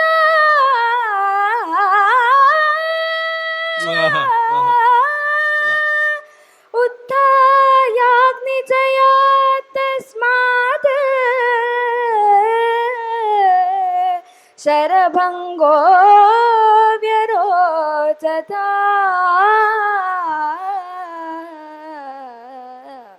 ಸ ಪುಣ್ಯಕರ್ಮ. ಒಂದು ಮಾತು ಹೇಳಿದ್ರು, ರಾಮ ಕೃತಕೃತ್ಯನಾಗಿದ್ದೇನೆ, ಒಂದು ಆಸೆ ಮಾತ್ರ ಇದೆ, ಕಟ್ಟ ಕಡೆಯ ಆಸೆ ಮಾತ್ರ ಇದೆ, ದೇಹತ್ಯಾಗವಾಗತ್ತೆ ರಾಮ. ಆ ಸಂದರ್ಭದಲ್ಲಿ ಮುಹೂರ್ತ ಕಾಲ ನನ್ನನ್ನೇ ನೋಡ್ತಾ ಇರಪ್ಪ. ನಾನು ದೇಹತ್ಯಾಗವನ್ನು ಮಾಡ್ತಾ ನನ್ನನ್ನೇ ನೋಡ್ತಾ ಇರು, ನಿನ್ನನ್ನೇ ನೋಡ್ತಾ, ನಿನ್ನ ಶ್ರೀಕಳೇಬರವನ್ನೇ ನೋಡ್ತಾ ದೇಹವನ್ನು ಬಿಟ್ಟುಬಿಡ್ತೀನಿ ಅಂತ. ಅಂತಕಾಲೇ ಚ ಮಾಮೇವ ಸ್ಮರನ್ ಮುಕ್ತ್ವಾ ಕಲೇಬರಂ ಯಃ ಪ್ರಯಾತಿ ಸಮದ್ಭಾವಂ ಯಾತಿ ನಾಸ್ತ್ಯತ್ರ ಸಂಶಯ. ಅಂತಕಾಲದಲ್ಲಿ ಆ ಭಗವಂತನ ಸ್ಮರಣೆಯನ್ನ ಮಾಡ್ತಾ ದೇಹ ಬಿಟ್ಟುಬಿಟ್ರೆ ಭಗವದ್ಭಾವವೇ ಪ್ರಾಪ್ತಿಯಾಗತ್ತೆ ಅಂತ. ಇನ್ನು ಸಾಕ್ಷಾತ್ ಪರಮಾತ್ಮ ಎದರಲ್ಲಿರಬೇಕಾದ್ರೆ, ಆ ಪರಮಾತ್ಮ ನೋಡ್ತಾ ಇರಬೇಕಾದ್ರೆ ದೇಹ ಬಿಟ್ಟರೆ ಎಂಥ ಫಲ ಪ್ರಾಪ್ತವಾಗಬಹುದು. ಅದಕ್ಕೆ ಒಂದು ಮಾತಿದೆ ಸಂಸ್ಕೃತದಲ್ಲಿ, ಯಸ್ತು ರಾಮಂ ನ ಪಶ್ಯೇತ್ತು ಎಂತು ರಾಮಂ ನ ಪಶ್ಯತು. ನಮ್ಮ ಯೋಗ್ಯತೆ ಹೇಗಿರಬೇಕು ಅಂತಂದ್ರೆ ಶ್ರೀರಾಮಚಂದ್ರನೇ ನಮ್ಮನ್ನು ನೋಡೋ ಹಾಗೆ ಮಾಡ್ಕೋಬೇಕು. ಅದಾಗಲಿಲ್ಲ, ರಾಮಚಂದ್ರನನ್ನ ನಾವಾದರೂ ನೋಡಬೇಕು, ಶ್ರೀರಾಮಚಂದ್ರನೇ ನಮ್ಮನ್ನು ನೋಡಬೇಕು. ಆಗದೆ ಹೋದ್ರೆ ರಾಮಚಂದ್ರನ್ ನಾವಾದರೂ ನೋಡಬೇಕು. ಇದು ಎರಡೂ ಮಾಡದೆ ಹೋದ್ರೆ ಅವ್ರ ಜೀವನ ವ್ಯರ್ಥ ಅಂತ. ಎಷ್ಟು ರಾಮನ್ ನ ಪಶ್ಯೇತ್ತು ಎಂತು ರಾಮನ್ ನ ಪಶ್ಯತಿ, ಅಂಥವ್ರ ಜೀವನ ವ್ಯರ್ಥ ಅಂತ. ನೋಡಿ ಆ ಮಹರ್ಷಿಗಳ ಆ ಯೋಗ್ಯತೆ ಹೇಗಿದೆ. ಶ್ರೀರಾಮಚಂದ್ರ ನೋಡ್ತಾ ಇದ್ದಾನೆ, ಅಗ್ನಿ ಸಮಾಧಾಯ, ಅಗ್ನಿಯನ್ನು ಇಟ್ಕೊಂಡ್ಬಿಟ್ರಂತೆ. ಅವ್ರು ಹೇಗೆ ನಮ್ಮ ಹಾಗೆ ಮಥನ ಮಾಡೋ ಅಥವಾ ಬೆಂಕಿ ಕಡ್ಡಿಗೀರಿ ಅಗ್ನಿ ಇಟ್ಕೋಬೇಕಾಗಿಲ್ಲ. ಅವರು ಯೋಗಾಗ್ನಿ ಇದೆ ಅವರಿಗೆ. ಇನ್ನೊಂದು ಬ್ರಾಹ್ಮಣರ ಬಲಗೈಯೇ ಅಗ್ನಿ ಅಂತ ಒಂದು ಸ್ವಾರಸ್ಯವಾದಂಥ ಕಥೆ ನಮ್ಮ ಸತ್ಯೇಂದ್ರ ಹೇಳಿದ್ದು. ನಾರಾಯಣಾಚಾರ್ಯರು ಅಂತ ಹೇಳಿ ದೊಡ್ಡ ವಿದ್ವಾಂಸರು ಒಂದು ಉಪನ್ಯಾಸದಲ್ಲಿ ಒಂದು ಕಥೆ ಹೇಳಿದ್ದಾರೆ. ನಮ್ಮೂರಿನ ಕಥೆ. ನಮ್ಮೂರಿನ ಬ್ರಾಹ್ಮಣರನ್ನ ಮೈಸೂರಿಗೆ ಕರೆಸಿದ್ರಂತೆ ಮುಮ್ಮಡಿ ಕೃಷ್ಣರಾಜ ಒಡೆಯರು. ಕಾರ್ಯಕ್ರಮ ಆಯಿತು, ಎಲ್ಲ ಬ್ರಾಹ್ಮಣರಿಗೂ ದಕ್ಷಿಣೆ ಕೊಡ್ತಾ ಇದ್ದಾರೆ. ನಮ್ಮೂರು ಬ್ರಾಹ್ಮಣರು ಎಡಗೈಯಲ್ಲಿ ದಕ್ಷಿಣೆ ತಗೊಂಡ್ರಂತೆ, ಬಲಗೈಯಲ್ಲ ಎಡಗೈಯಲ್ಲಿ. ನೋಡಿದ್ರು ಏನ್ರಿ ಸಂಕೇತಿಗಳು, ಗರ್ವ. ಎಡಗೈಯಲ್ಲಿ ದಕ್ಷಿಣೆ, ಇದೇನಿದು ಅಂತ ಕೂಗದ್ರಂತೆ. ಆಗ ಹೇಳದ್ರಂತೆ, ಇಲ್ಲಪ್ಪ, ಬ್ರಾಹ್ಮಣನ ಬಲಗೈಯಲ್ಲಿ ಅಗ್ನಿ ಇರುತ್ತೆ, ನಾವು ದಕ್ಷಿಣೆ ಮುಟ್ಬಿಟ್ರೆ ಅದು ಸುಟ್ಟು ಹೋಗ್ಬಿಡುತ್ತೆ ಕಣಪ್ಪ, ಹಾಗಾಗಿ ತಗೊಳ್ಳಿಲ್ಲ. ಎಲ್ಲಿದೆ ಅಗ್ನಿ? ಹಾಗೆ ಕಾಣಿಸೋದಿಲ್ಲ, ಕಟ್ಟಿಗೆ ತನ್ನಿ ಇಂದ್ರು ಅವರು, ಇಂಧನ ತನ್ನಿ ಇಂದ್ರು. ಇಂಧನ ಇಟ್ರಂತೆ, ಮಂತ್ರ ಹೇಳಿದ್ರು, ಅಗ್ನೇನಯ ಹೇಳಿದ್ರು, ಬೆಂಕಿ ಭಗ್ಗಂತ ಹತ್ಕೊಂಡ್ಬಿಡ್ತಂತೆ. ಬ್ರಾಹ್ಮಣರ ಬಲಗೈಯಲ್ಲೇ ಅಗ್ನಿ ಇರುತ್ತೆ ಅಂತ. ಬ್ರಾಹ್ಮಣಸ್ಯ ದಕ್ಷಿಣೆ ಹಸ್ತೆ ಹೋತವ್ಯಂ ಅಂತ ಆ ವೈಶ್ವಾನರ ಅಲ್ಲಿರ್ತಾನೆ ಅಂತ ಹೇಳುತ್ತೆ. ಅಂಥ ಮಹಾನುಭಾವರು ನಮ್ಮೂರಲ್ಲಿ ಇದ್ರು ಅಂತ. ಅವರೇನು ಶರಭಂಗರಂಥವರು ಅಗ್ನಿ ಇಟ್ಕೊಂಡು ಪ್ರಾಣತ್ಯಾಗ ಮಾಡಬೇಕೆ? ಅಗ್ನಿಂ ಸಮಾಧಾಯ ಇಟ್ಕೊಂಡೂ ಇರಬಹುದು, ಯೋಗಾಗ್ನಿಯೂ ಇರಬಹುದು. ಅಗ್ನಿ ಯಜ್ಞೇಶ್ವರ ಪ್ರಜ್ವಲಿಸ್ತಾ ಇದ್ದಾನೆ. ಪ್ರವೇಶ ಮಾಡಿದ್ರು. ಅವರ ಸಂಪೂರ್ಣ ದೇಹ, ಜರ್ಜರಿತವಾದ ದೇಹ, ತಪಸ್ಸಿನಿಂದ ಕೃಶವಾದ ದೇಹ ಸಂಪೂರ್ಣವಾಗಿ ಸುಟ್ಟು ಹೋಗ್ಬಿಡ್ತು. ಸುಟ್ಟು ಹೋಗಿದ್ದೆ ಆ ಯಜ್ಞೇಶ್ವರನ ಒಳಗಿನಿಂದ ಒಬ್ಬ ಸುಕುಮಾರಕನಾಗಿ ಒಳ್ಳೆಯ ದಿವ್ಯ ಶರೀರದಿಂದ ಹೊಳಿತಾ ಇರುವಂತಹ ದೇಹದೊಂದಿಗೆ ಹೊರಗೆ ಬಂದ್ರಂತೆ ಶರಭಂಗರು. ಅವರು ಎಲ್ಲಿ ಹೋದ್ರು? ನ್ಯಾಯವಾಗಿ ಕ್ರಮವಾಗಿ ಚಂದ್ರಲೋಕ, ಇಂದ್ರಲೋಕ, ಬ್ರಹ್ಮಲೋಕಕ್ಕೆ ಹೋಗ್ಬೇಕಾಗಿತ್ತವರು. ನೇರವಾಗಿ ಬ್ರಹ್ಮಲೋಕಕ್ಕೆ ಹೋದ್ರಂತೆ. ಈ ವೈಲ್ಡ್ ಕಾರ್ಡ್ ಎಂಟ್ರಿ ಅಂತಾರಲ್ಲ ಹಾಗೆ ನೇರವಾಗಿ ಬ್ರಹ್ಮಲೋಕ. ಯಾಕೆ? ಶ್ರೀರಾಮಚಂದ್ರನ ದರ್ಶನ ಮಾಡಿದ್ದಾನೆ, ಶ್ರೀರಾಮಚಂದ್ರನ ಸಮ್ಮುಖದಲ್ಲಿ ಪ್ರಾಣ ಬಿಟ್ಟಿದ್ದಾರೆ. ಹಾಗಾಗಿ ನೇರವಾಗಿ ಬ್ರಹ್ಮಲೋಕಕ್ಕೆ ಹೋದ್ರು. ಅಲ್ಲಿ ಹೋದ್ರೆ ಸ್ವಯಂ ಬ್ರಹ್ಮ ಕಾಯ್ತಾ ಇದ್ದಾನೆ ಸ್ವಾಗತ ಮಾಡೋದಕ್ಕೆ. ಸ ಪುಣ್ಯಕರ್ಮಾ ಭುವನೆ ದ್ವಿದರ್ಷಭಃ ಪಿತಾಮಹಂ ಸಾನುಚರಂ ದದರ್ಶಃ ಪಿತಾಮಹಶ್ಚಾಪಿ ಸಮೀಕ್ಷ್ಯತಂ ದ್ವಿಜಂ ನನಂದ ಸುಸ್ವಾಗತಮಿತ್ಯುವಾಚಃ ಸುಸ್ವಾಗತಂ ನನಂದ ಸುಸ್ವಾಗತಮಿತ್ಯುವಾಚಃ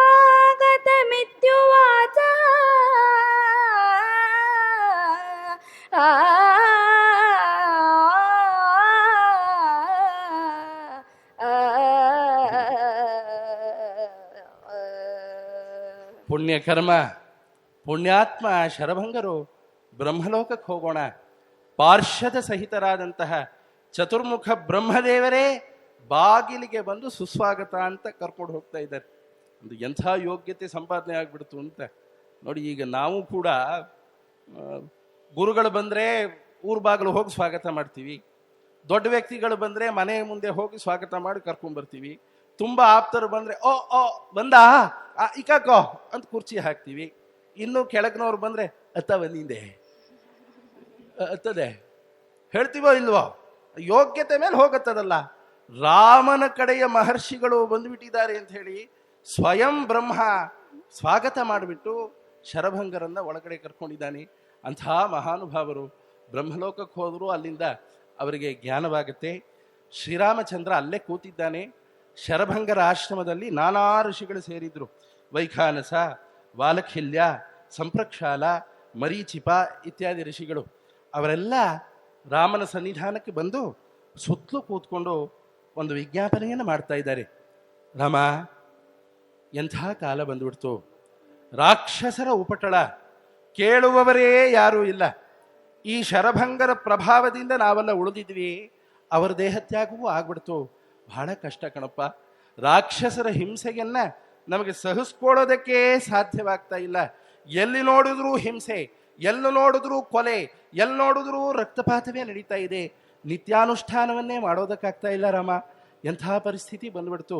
ನೀನಿರಬೇಕಾದ್ರೆ ನಿಮ್ಮಂತಹ ಕ್ಷತ್ರಿಯರ ಧರ್ಮವೇ ದುಷ್ಟರ ನಿಗ್ರಹ. ನಾವು ಹೇಳಬೇಕಾಗಿಲ್ಲ, ನೀವೇ ಮಾಡುವಂತಹ ಕರ್ತವ್ಯ ಅದು. ಈ ಪರಿಸ್ಥಿತಿ ಬಂದಿದೆ, ಸ್ವಲ್ಪ ಗಮನಿಸ್ಬೇಕು ಅಂತ ಹೇಳಿ ಋಷಿಗಳೆಲ್ಲ ವಿಜ್ಞಾಪನೆ ಮಾಡಿಕೊಂಡ್ರು. ಯೇ ಹಿ ಪಶ್ಯ ಶರೀರಾಣಿ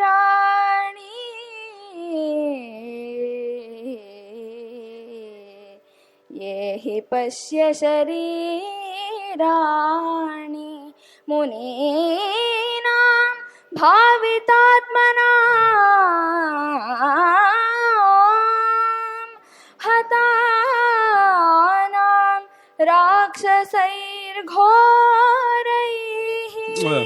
ಬಹೂನಾಂ ಬಹುಧಾವನೆ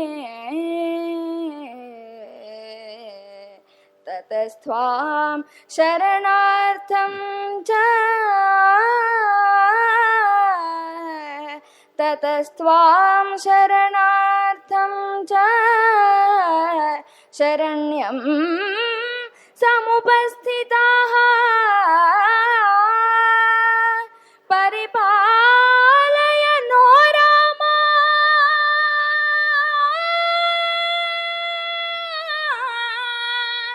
ಪರಿಪಾಲಯ ನೋ ರಾಮ ರಾಕ್ಷಸೇಭ್ಯೋ ವಧ್ಯಮಾನಾನ್ ನಿಶಾಚರೈಃ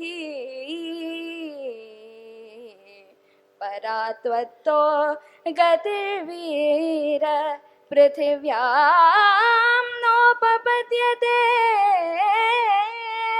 ಪರಿಪಾಲಯ ನಃ ಸರ್ವಾನ್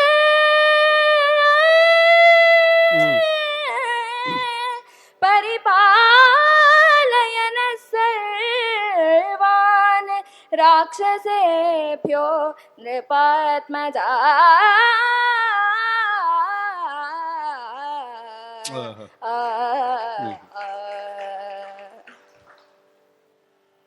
ರಾಮ, ಎಂಥ ಪರಿಸ್ಥಿತಿ ಬಂದ್ಬಿಟ್ಟಿದೆ. ಅಲ್ಲೆಲ್ಲ ನೋಡು, ಸುತ್ತಲೂ ನೋಡು, ಭಾವಿತಾತ್ಮರು, ಮಹಾತ್ಮರು, ಋಷಿಗಳ ಮೂಳೆಗಳೆಲ್ಲ ಹಾಗೇ ಬಿದ್ದಿದೆ ಕಣಪ್ಪ. ಸಂಸ್ಕಾರ ಮಾಡೋದಕ್ಕೂ ಧೈರ್ಯ ಇಲ್ಲ, ಅವರ ಸಂಸ್ಕಾರವನ್ನೂ ಮಾಡೋದಕ್ಕಾಗಿಲ್ಲ, ಹಾಗೆಯೇ ಮೂಳೆಗಳೆಲ್ಲ ಹರಡಿಕೊಂಡಿದೆ. ಇನ್ನು ಸ್ವಲ್ಪ ದಿನ ಕಳೆದರೆ ಈ ಭೂಮಂಡಲದಲ್ಲಿ ಋಷಿಗಳ ಹೆಸರೇ ಇರೋದಿಲ್ಲ. ಈಗಾಗಲೇ ಪಂಪಾ ನದಿ ತೀರ, ಚಿತ್ರಕೂಟ, ಮಂದಾಕಿನಿ ನದಿ ತೀರ ಇಲ್ಲಿದ್ದಂತಹ ಎಲ್ಲ ತಪಸ್ವಿಗಳನ್ನು ಮುಗಿಸ್ಬಿಟ್ಟಿದ್ದಾರೆ ಅಂತಾರೆ. ಗಮನಾರ್ಹವಾದ ಒಂದು ಮಾತು, ಪಂಪಾ ನದಿ ತೀರ ಅಂತಾರೋ, ಪಂಪಾ ತೀರ ಅಂತಾರೆ. ವಾಲಿ ಎಷ್ಟು ದುಷ್ಟನಾಗಿದ್ದ ಅನ್ನೋದಕ್ಕೆ ಅಲ್ಲಿದ್ದಂತಹ ರಾಕ್ಷಸರಿಗೆಲ್ಲ ಅವಕಾಶ ಕೊಟ್ಟದ್ದೇ ವಾಲಿ. ಇಲ್ಲದೆ ಹೋದ್ರು ಪಂಪಾ ತೀರದ ಋಷಿಗಳಿಂದ ಅವ್ರು ಹೇಗೆ ಸಂಹಾರ ಮಾಡ್ತಿದ್ರೋ ಅದು ಪೂರಕವಾಗಿದ್ದಿದ್ದೇ ವಾಲಿ ಅಂತ. ಅವನು ಅವ್ರ ಜೊತೆಲಿ ಸೇರ್ಕೊಂಡಿದ್ದ. ಇದೆಲ್ಲ ಬರುತ್ತೆ, ಉತ್ತರಕಾಂಡದಲ್ಲಿ ಬರುತ್ತೆ ಎಂಥ ದುಷ್ಟ ಆಗಿದ್ದ ಅವನು ಅಂತ. ಹೀಗಾಗ್ಬಿಟ್ಟಿದೆ ಪರಿಸ್ಥಿತಿ. ನೀನೇ ನಮಗೆ ಶರಣ್ಯ, ನೀನೇ ಆಶ್ರಯದಾತ, ನೀನೇ ನಮ್ಮನ್ನು ರಕ್ಷಿಸಬೇಕು. 14 ಲೋಕಗಳನ್ನು ರಕ್ಷಣೆ ಮಾಡೋನು ನೀನು ರಾಮ. ಅನ್ಯಥಾ ಶರಣಂ ನಾಸ್ತಿ ತ್ವಮೇವ ಶರಣಂ ಮಮ. ನೀವೇ ನಮ್ಮನ್ನು ಕಾಪಾಡಬೇಕು, ರಕ್ಷಿಸಬೇಕು ಅಂತ ಹೇಳಿ ಋಷಿಗಳೆಲ್ಲ ಪ್ರಾರ್ಥನೆ ಮಾಡಿದ್ರು. ಪ್ರಾರ್ಥನೆ ಮಾಡೋಣ. ರಾಮನಿಗೆ ಲಜ್ಜೆಯಾಯ್ತಂತೆ. ಲಜ್ಜೆಯಾಯ್ತು ರಾಮನಿಗೆ. ಹೇಳ್ತಾನೆ ರಾಮಚಂದ್ರ, ಎಂಥ ಮಾತು ಋಷಿಗಳೇ, ನಿಮ್ಮಂಥವ್ರು ಎಂದೂ ಆದೇಶ ಕೊಡಬೇಕೇ ಹೊರತು ದೈನ್ಯದಿಂದ ನಿಮ್ಮ ತಲೆ ಬಾಗಬಾರದು. ನೈವ ಮರ್ಹತ ಮಾಂ ವಕ್ತುಂ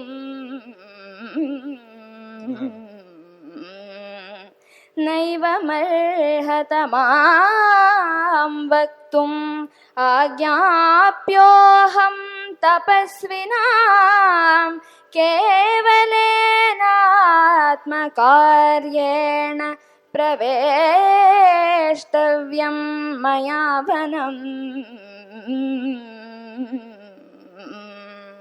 ಭವತಾಮರ್ಥ ಸಿದ್ಧ್ಯರ್ಥಂ ಆಗತೋಹಂ ಯದೃಚ್ಛಯಾ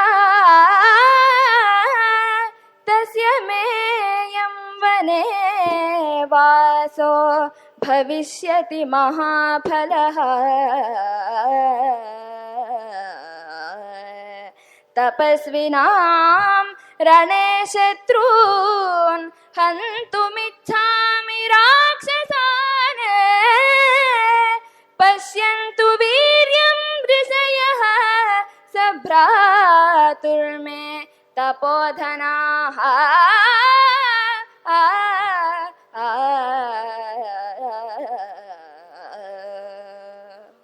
ನೈವ ಮರ್ಹಥ ಮಾಂ ವಕ್ತುಂ ಆಜ್ಞಪ್ತೋಹಂ ತಪಸ್ವಿನಾಂ.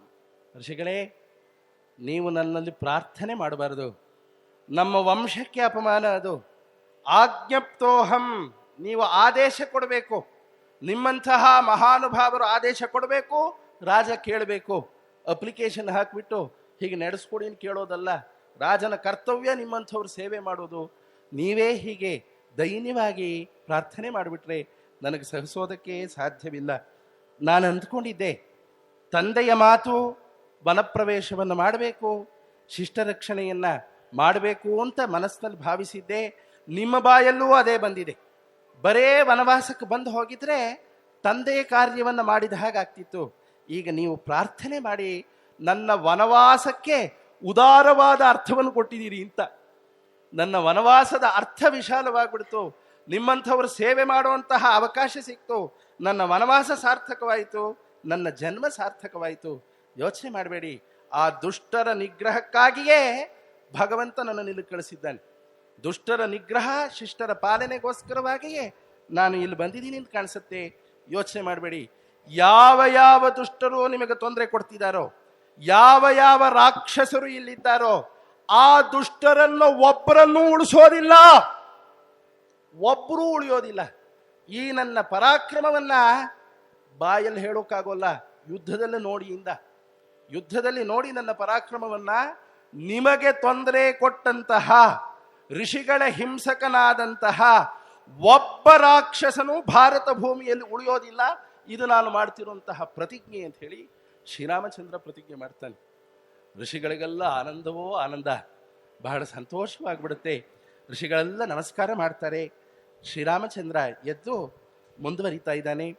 ಶರಭಂಗರು ಅವ್ರಿಗೆ ಮೊದಲೇ ತಿಳಿಸಿದ್ರು, ನೋಡಪ್ಪ ಸುತೀಕ್ಷ್ಣರ ಆಶ್ರಮಕ್ಕೆ ಹೋಗು ಅಂತ ಹೇಳಿ. ಸುತೀಕ್ಷ್ಣರ ಆಶ್ರಮವನ್ನ ಹುಡುಕ್ತಾ ಆಶ್ರಮದ ಬಳಿಗೆ ಬಂದಿದ್ದಾರೆ. ಅಲ್ಲಿ ಸುತೀಕ್ಷ್ಣರು ತಪಸ್ಸಿನಲ್ಲಿ ಮಗ್ನರಾಗಿದ್ರು. ತತ್ರ ತಾಪಸಮಾಸೀನಂ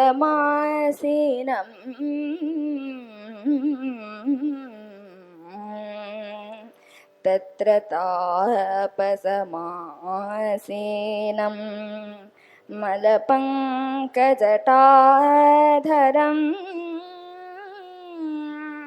ರಾಮಸುತೀಕ್ಷ್ಣಂ ವಿಧಿವತ್ ತಪೋಧನಂ ಅಭಾಷತ.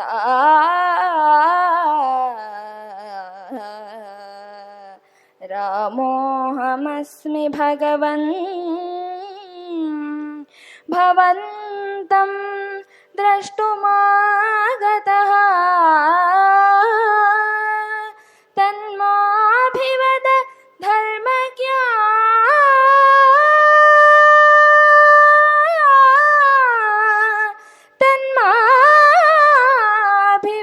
ಧರ್ಮಜ್ಞಾ ಮಹರ್ಷೇ ಸತ್ಯ ವಿಕ್ರಮ.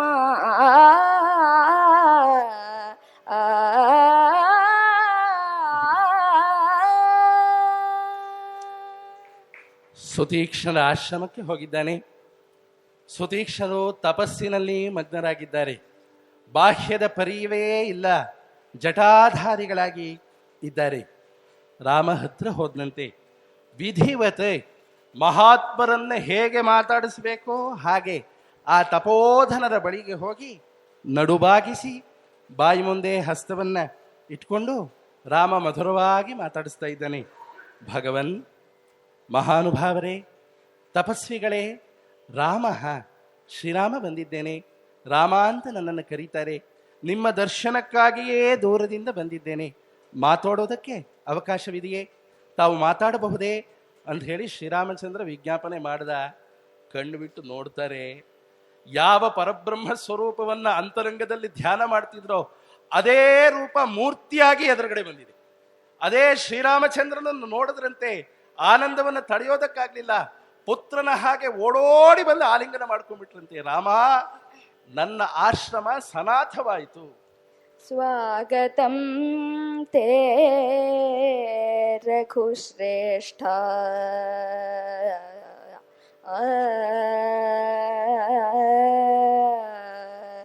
ಸ್ವಾಗತಂ ತೇ ರಘುಶ್ರೇಷ್ಠ ರಾಮ धर्मभृताम्बर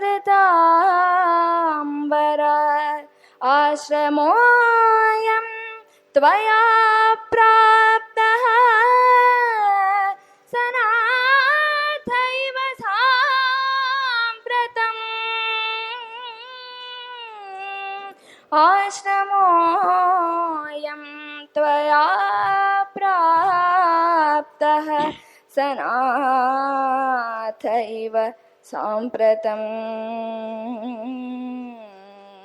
प्रतीक्ष्यमाणस्त्वामेव नारोहेऽहं महायशः प्रतीक्ष्यमाणस्त्वामेव नारोहेऽहं महायशः देवलोकमितो वीर देहं त्यक्त्वा महीतले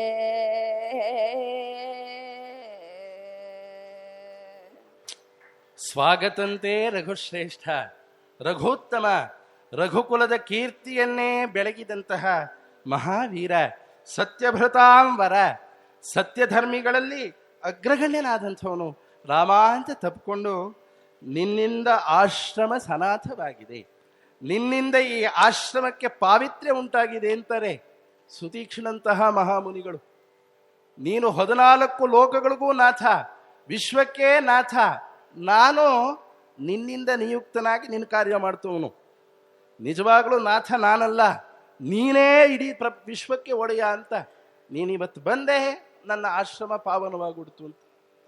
ಚಂದ್ರಶೇಖರ ಭಾರತಿಗಳ 60ನೇ ವರ್ಷದ ವರ್ಧಂತ್ಯುತ್ಸವ ಎಲ್ಲ ಹೋದರೂ ಮಹಾಸನ್ನಿಧಾನ ಅಪ್ಪಣೆ ಕೊಡಬೇಕು, ನಿಮ್ಮ ವರ್ಧಂತ್ಯುತ್ಸವವನ್ನು ಮಾಡಬೇಕು ಅಂತ ತೀರ್ಮಾನ ಮಾಡಿದ್ದೇವೆ, ಮಹಾಸನ್ನಿಧಾನ ಅಪ್ಪಣೆ ಕೊಡಬೇಕು ಅಂತ ಕೇಳಿಕೊಂಡ್ರು. ಅವ್ರು ಹೇಳಿದ್ರಂತೆ, ನಶ್ವರಸ್ಯಾಸ್ಯ ದೇಹಸ್ಯ ವರ್ಧಂತಿ ಉತ್ಸವ ಕುತಃ. ನೀವು ವರ್ಧಂತಿ ಮಾಡ್ತಿರೋದು ದೇಹಕ್ಕೋ ಆತ್ಮನಿಗೋ? ದೇಹಕ್ಕೆ ವರ್ಧಂತಿ ಮಾಡೋದಿದ್ರೆ ದಿನವೂ ಕ್ಷೀಣವಾಗುವಂತಹ ದೇಹ ನಶ್ವರ, ಅದು ಹುಟ್ಟೇ ಇಲ್ಲ, ಅದಕ್ಕೆ ವರ್ಧಂತಿ ಬೇಕಾಗಿಲ್ಲ. ಆತ್ಮನಾದರೆ ಎಂದೂ ಇರೋಂಥವನು, ಸಾವು ಇಲ್ಲ ಹುಟ್ಟು ಇಲ್ಲ, ಅದಕ್ಕೆ ವರ್ಧಂತಿ ಅಂತ ಕೇಳಿದ್ರಂತೆ. ಆಗ ಅವ್ರು ಹೇಳಿದ್ರು, ಇಲ್ಲ, ನಾವೆಲ್ಲ ಶಿಷ್ಯರ ಜನರಲ್ಲಿ ತೀರ್ಮಾನ ಮಾಡಿಬಿಟ್ಟಿದ್ದೇವೆ, ನೀವು ಖಂಡಿತ ಒಪ್ಪಿಗೆ ಕೊಡಬೇಕು ಅಂತ. ನೋಡ, ಅಲ್ಲಪ್ಪ, ಬಾಡಿಗೆ ಮನೆಗೆ ಒಳ್ಳೆ ಅಮೃತ ಶಿಲೆ ಹಾಸನ್ನ ಹಾಕಿಸ್ತೀಯಾ ಅಂತ ಕೇಳಿದ್ರಂತೆ. ಇಲ್ಲ ಮಹಾಸ್ವಾಮಿ. ಯಾಕೆ? ಅದು ನಂದಲ್ಲ ಸ್ವಾಮಿ, ಬಾಡಿಗೆ ಮನೆ ನಮ್ದಲ್ವಲ್ಲ, ಯಾಕೆ ಹಾಕಿಸ್ಬೇಕು? ದೇಹ ನಿಂದು ಅಂತ ಮಾಡ್ಕೊಂಡಿದ್ಯಾ, ಈ ಪ್ರಪಂಚ ನಿಂದು ಅಂತ ಮಾಡ್ಕೊಂಡಿದ್ಯಾ, ಎಲ್ಲ ಭಗವಂತನದ್ದು. ಹೇಗೆ ಬಾಡಿಗೆದಾರ ಮನೆ ಬಿಡು ಅಂದ್ರೂ ಬಿಡಬೇಕೋ, ಹಾಗೆ ಭಗವಂತ ಬಿಡು ಅಂದ ಕೂಡಲೇ ಬಿಟ್ಟು ಹೋಗೋದೆ. ಅವನು ಸಾಹುಕಾರ ಆಗಲಿ, ಬಡವ ಆಗಲಿ, ಯಾರಾದರೂ ಆಗಿರಲಿ, ಸಿನಿಮಾ ತಾರೆ ಆಗಲಿ, ಆ ಕ್ಷಣದಲ್ಲಿ ಬಿಡಬೇಕು. ಇದು ಯಾವುದು ನಿಮ್ದಲ್ಲ, ಎಲ್ಲ ಭಗವಂತನದ್ದು ಅಂತಂದ್ರಂತೆ. ಅದನ್ನೇ ಸುತೀಕ್ಷರು ಹೇಳ್ತಾ ಇದ್ದಾರೆ, ನೀನು ಬಂದದ್ರಿಂದ ಆಶ್ರಮ ಸನಾಥ, ನೀನೇ ನಿಜವಾದಂತಹ ಒಡೆಯ ಅಂತ ಹೇಳಿ ಒಂದು ಮಾತು ಹೇಳಿದ್ರು. ರಾಮ, ಏನಂದೆ? ನಿಮ್ಮ ದರ್ಶನಕ್ಕಾಗಿ ನಾನು ಬಂದೆ ಅಂತ ಹೇಳ್ತೀಯ. ಪ್ರತೀಕ್ಷಮಾಣ ಸ್ವಾಮೇವ, ನೀನು ನನ್ನ ದರ್ಶನ ಮಾಡೋದಲ್ಲ, ನಿನಗಾಗಿ ಕಾಯ್ತಾ ಕೂತಿದ್ದೀನಿ ಅಂದ್ರು ಅವರು. ನೀನು ಬರೋದನ್ನೇ ಕಾಯ್ತಾ ಕೂತಿದ್ದೀನಿ, ನಿನ್ನ ದರ್ಶನ ಮಾಡಬೇಕು ಅಂತ ನಾನು ಕಾಯ್ತಾ ಇದ್ದೀನಿ. ಇಲ್ಲದೆ ಹೋದ್ರೆ ಆಗಲೇ ದೇವಲೋಕಕ್ಕೆ ಹೋಗ್ಬಿಡ್ತಿದ್ದೆ. ನಿನ್ನ ದರ್ಶನವಾಗಬೇಕು, ನನ್ನ ಜನ್ಮ ಸಾರ್ಥಕವಾಗಬೇಕು ಅಂತ ಹೇಳಿ ನಿನಗೋಸ್ಕರ ಕಾಯ್ತಾ ಇದ್ದೀನಿಪ್ಪ ಶ್ರೀರಾಮಚಂದ್ರ ಅಂತಂದೋಣ. ಋಷಿಗಳೇ, ನಾ ಈ ಕಾಡಲ್ಲಿ ಎಲ್ಲ ಉಳ್ಕೊಂಡ್ರೆ ಅನುಕೂಲ, ನಾನು ಎಲ್ಲಿದ್ದರೂ ವಾಸಿ ಅಂತಂದರು. ಅಂದ ಕೂಡಲೇ ಅವ್ರು ಹೇಳಿಬಿಟ್ರು, ರಾಮ, ನಮ್ಮ ಆಶ್ರಮವೇ ಚೆನ್ನಾಗಿದೆ, ನೀ ಇಲ್ಲೇ ಇದ್ಬಿಡು, ನೀ ಎಲ್ಲೂ ಹೋಗಬೇಡ, ನಾನೂ ಎಲ್ಲೂ ಹೋಗೋಲ್ಲ. ದೇವಲೋಕ ಬ್ರಹ್ಮಲೋಕ ಅಲ್ಲಿ ಇರಲಿ, ನಾನೂ ಇಲ್ಲೇ ಇರ್ತೀನಿ, ನೀನೂ ಇಲ್ಲೇ ಇದ್ಬಿಡು, ನಿನ್ನ ಸನ್ನಿಧಾನದಲ್ಲಿ ಜೀವನ ಸಾರ್ಥಕ ಆಗುತ್ತೆ ಅಂತ ಮಹರ್ಷಿಗಳು ಹೇಳಿದ್ರು. ಆಗ ರಾಮ ಉತ್ತರ ಕೊಡ್ತಾನೆ. ಬಹಳ ವಿಚಿತ್ರವಾದಂತಹ ಉತ್ತರ ಶ್ರೀರಾಮಚಂದ್ರನದ್ದು. ಅವನು ಹೇಳ್ತಾನೆ, ನೋಡಿ, ನಿಮ್ಮ ಆಶ್ರಮದಲ್ಲಿ ತುಂಬ ಜಿಂಕೆಗಳು ಓಡಾಡ್ತಿದೆ, ಅದು ನೀವು ಒಣಗ್ಸಕ್ಕೇನಾದರೂ ಇಟ್ಟಂತಹ ಧಾನ್ಯಗಳು ಅದು ಇದು ಎಲ್ಲ ತಿಂದು ಚೇಷ್ಟೆ ಮಾಡ್ತಾ ಇದೆ. ನಾ ಇಲ್ಲಿದ್ದು ಮೊದಲೇ ಕ್ಷತ್ರಿಯ ಸ್ವಭಾವನವನು. ಏನಾದರೂ ಮನಸ್ಸು ತಿರುಗಿ ನಿಮ್ಮ ಜಿಂಕೆಗೆ ಹೊಡೆದು ಬಿಟ್ರೆ ಆಶ್ರಮದಲ್ಲಿ ಪಾಪಕರ್ಮವಾದ್ರೆ ನಿಮಗೆ ಅವಮಾನ ಅಂತಾನೆ. ಹಾಗಾಗಿ ನಾನು ಇರೋದಿಲ್ಲ ಅಂತ ರಾಮನಿಗೆ ಜಿಂಕೆ ಹೊಡಿಬೇಕು ಅಂತ ಅನ್ನಿಸ್ಬಿಡುತ್ತಂತೆ. ಹಾಗಾಗಿ ನಾನು ಇಲ್ಲಿ ಇರೋದಿಲ್ಲ ಅಂತ. ಅಂದರೆ ಎಂಥವರೇ ಆಗಲಿ, ಎಂಥ ನಿಷ್ಠೆ ಇರಲಿ, ಪರೀಕ್ಷೆ ಮಾಡ್ಕೋಬಾರದು, ರಕ್ಷಣೆ ಮಾಡ್ಕೊಳ್ತಿರ್ಬೇಕು ಅನ್ನೋ ಉದ್ದೇಶದಿಂದ ರಾಮ ಹೇಳಿ, ಇಲ್ಲ ಋಷಿಗಳೇ, ನಾ ಇರೋದಕ್ಕೆ ಬರೋದಿಲ್ಲ, ಸ್ವಲ್ಪ ದಿನ ಇಲ್ಲಿ ಇರ್ತೀನಿ ಅಂತ ಹೇಳೋಣ. ಆಯ್ತುಪ್ಪ ಅಂತ ಒಪ್ಕೊಂಡ್ರು. ಅಗ್ನಿಹೋತ್ರಾದಿಗಳನ್ನು ಎಲ್ಲರೂ ಮಾಡಿದ ಮೇಲೆ ಶುಭ್ರವಾದಂತಹ ಶುಭಾನ್ನವನ್ನು ಬಡಿಸಿದ್ದಾರೆ. ಎಲ್ಲರೂ ಊಟ ಮಾಡಿ ಅಲ್ಲಿಯೇ ತಂಗಿದ್ದು ಮಾರನೇ ದಿವಸ ಋಷಿಗಳ ಬಳಿಗೆ ಬಂದ ಶ್ರೀರಾಮಚಂದ್ರ, ಇಲ್ಲೆಲ್ಲ ತಪಸ್ವಿಗಳ ಆಶ್ರಮ ಬೇಕಾದಷ್ಟು ಇದೆಯಂತೆ, ಅದನ್ನೆಲ್ಲ ದರ್ಶನ ಮಾಡಬೇಕು ಅಂತ ಆಸೆಯಾಗಿದೆ, ಹೋಗಿ ಬರಬೇಕು, ನೀವು ಅಪ್ಪಣೆ ದಯಪಾಲಿಸ್ಬೇಕು ಅಂತ ಕೇಳ್ಕೊಳ್ಳೋಣ. ಆಯಿತು, ಹೋಗಿ ಬರಬಹುದು ಅಂದರು ಅವರು. ಸರಿ ಅಂತ ರಾಮ ಹೊರಟ. ಸುತೀಕ್ಷ್ಣರು ಹೇಳಿದ್ರು, ರಾಮ ಹೋಗಿ ಬರಬೇಕು. ಹೋಗಿ ಬರಬೇಕು ಅಂದ್ರೆ ಏನು, ಉಪಚಾರಕ್ಕೆ ಹೋಗಿ ಬರ್ತೀನಿ ಅಂತಲ್ಲ, ಹೋಗಿ ಇಲ್ಲಿಯೇ ಬರಬೇಕು, ಹಾಗಿದ್ರೆ ಮಾತ್ರ ಹೋಗು ಅಂದ. ಆಯ್ತು ಋಷಿಗಳೇ ಅಂತ ಹೇಳಿ ಅಪ್ಪಣೆ ತಗೊಂಡು ಹೊರಟಿದ್ದಾನೆ. ಹೊರಟಾಗ ಬೇರೆ ಯಾರೂ ಇರಲಿಲ್ಲ, ರಾಮ, ಲಕ್ಷ್ಮಣ, ಸೀತೆ, ಈ ಮೂವರು ಮಾತ್ರ ಇದ್ದರು. ಸೀತಾ ಮಾತೆ ಇದು ಸರಿಯಾದ ಸಮಯ ಅಂತ ಹೇಳಿ ತನ್ನ ಸಹಜವಾದಂತಹ ಮೃದುವಾದ ಧ್ವನಿಯಿಂದ ರಾಮನ ಬಳಿಗೆ ಹೋಗಿ, ಪ್ರಭೋ, ಸ್ವಲ್ಪ ಸಂಶಯ ಇದೆ, ನಿಮ್ಮಲ್ಲಿ ಹೇಳಬೇಕು, ಈಗ ಹೇಳಬಹುದೇ ಅಂತ ಕೇಳಿದ್ರಂತೆ. ರಾಮಚಂದ್ರ, ಅದಕ್ಕೇನು ಸೀತಾ, ನೀ ಯಾವಾಗ ಬೇಕಾದರೂ ಹೇಳಬಹುದಲ್ಲ ಅಂತನ್ನೋಣ. ಆ ಸೀತಾಮಾತೆ ಹೇಳ್ತಾ ಇದ್ದಾಳೆ, ಎಂಥ ಮಾತು ಸ್ವಾಮಿ, ನಾ ಏನು ವಿದುಷಿ ಅಲ್ಲ, ಹಿರಿಯರಿಂದ ತಿಳಿದಂತಹ ಮಾತು. ಜಗತ್ತಿನಲ್ಲಿ 3 ದೋಷಗಳು ಬಹಳ ಮುಖ್ಯ. ಬಹಳ ಮುಖ್ಯ ಅಂದ್ರೆ ಏನೋ, ಅತ್ಯಂತ ಘೋರವಾದಂತಹ 3 ದೋಷಗಳಿದೆ. ತ್ರೀಣ್ಯೇವ ವ್ಯಸನಾನ್ಯತ್ರ ಕಾಮಜಾನಿ ಭವಂತ್ಯುತ ಮಿಥ್ಯಾವಾಕ್ಯಂ ಗುರುತರಂ ತಸ್ಮಾತ್ ಗುರುತಮೇಯುಭೇ ಪರದಾರಾಭಿಗಮನಂ ವಿನಾ ವೈರಂ ಚ ರೌದ್ರತಾ ಮಿಥ್ಯಾವಾಕ್ಯಂ ನ ತೇ ಭೂತಂ ನ ಭವಿಷ್ಯತಿ ರಾಘವ.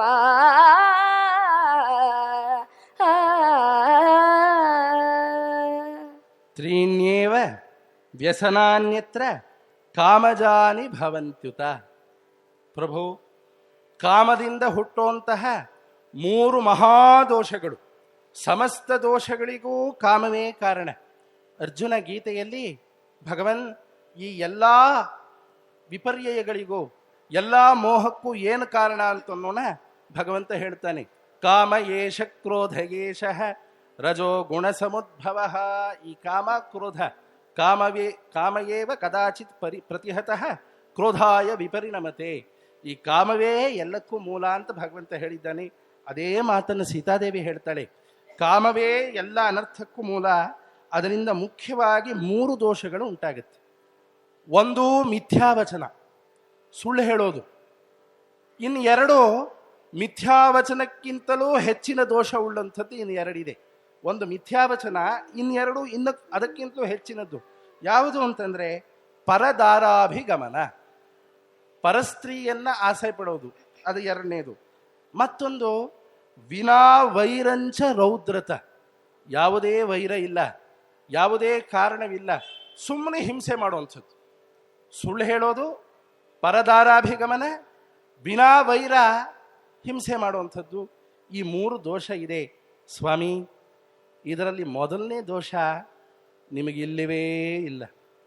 ನೀವು ಸುಳ್ಳು ಹೇಳ್ತೀರಾ ಅಂತನ್ನೋದನ್ನ ಕನಸಿನಲ್ಲಿಯೂ ನಾನು ಊಹೆ ಮಾಡೋದಕ್ಕೆ ಸಾಧ್ಯವಿಲ್ಲ. ನಿಮ್ಮಿಂದ ಹಿಂದೆ ಸುಳ್ಳು ಹೇಳಲ್ಪಟ್ಟಿಲ್ಲ, ಮುಂದೆ ಹೇಳೋದಿಲ್ಲ ನೀವು ಸುಳ್ಳನ್ನ ಅಂತಾಳೆ ಸೀತಾಮಾತೆ. ನೀವು ಹಿಂದೆ ಸುಳ್ಳನ್ನು ಹೇಳಿಲ್ಲ, ಮುಂದೆ ಹೇಳೋದಿಲ್ಲ. ಹಾಗೇನೆ ಪರದಾರಾಭಿಗಮನದ ವಿಚಾರ ಇದೆ. ಮನಸ್ಯಪಿ ತಥಾ ರಾಮ ಮನಸಿ ಅಪಿ ರಾಮ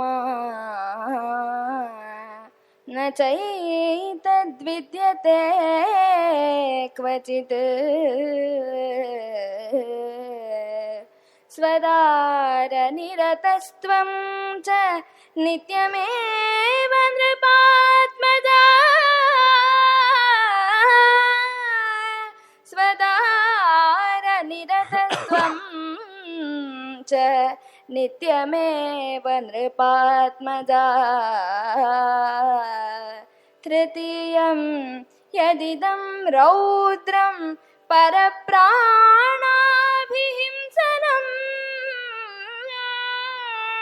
निर्वैरं क्रियते मोहात् तच्च ते समुपस्थितम्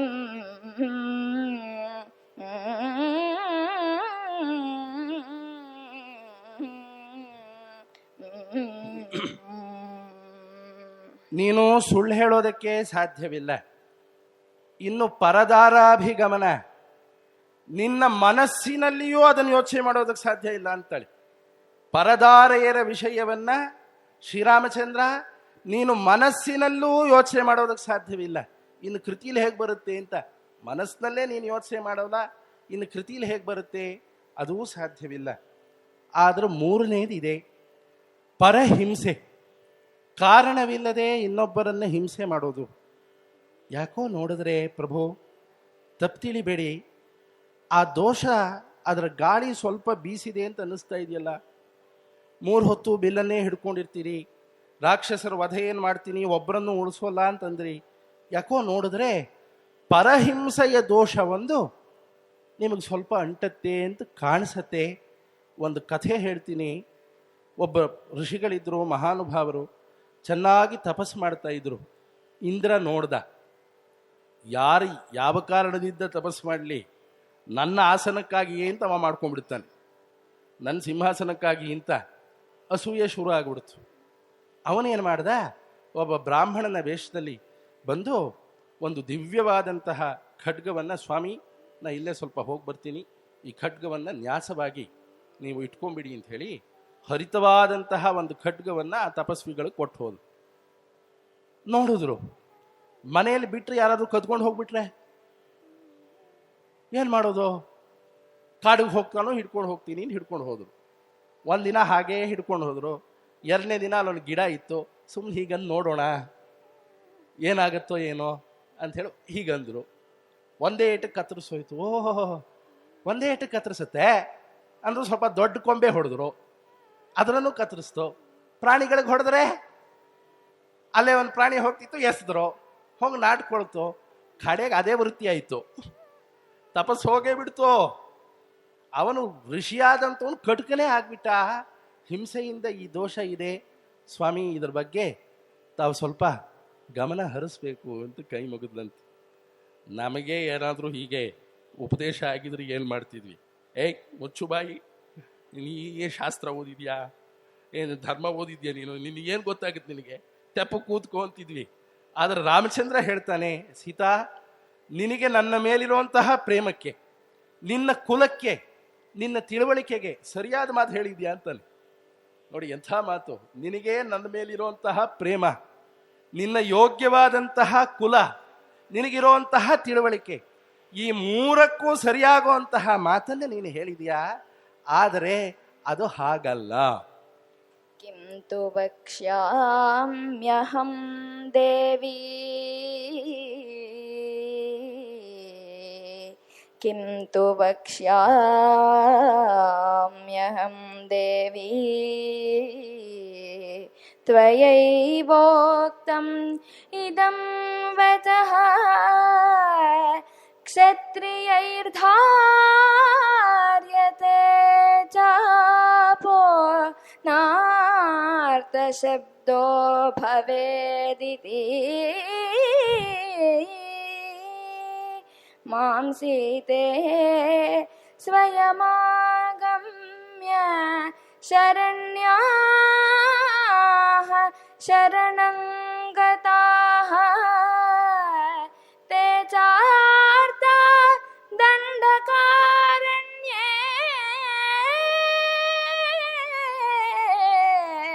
ते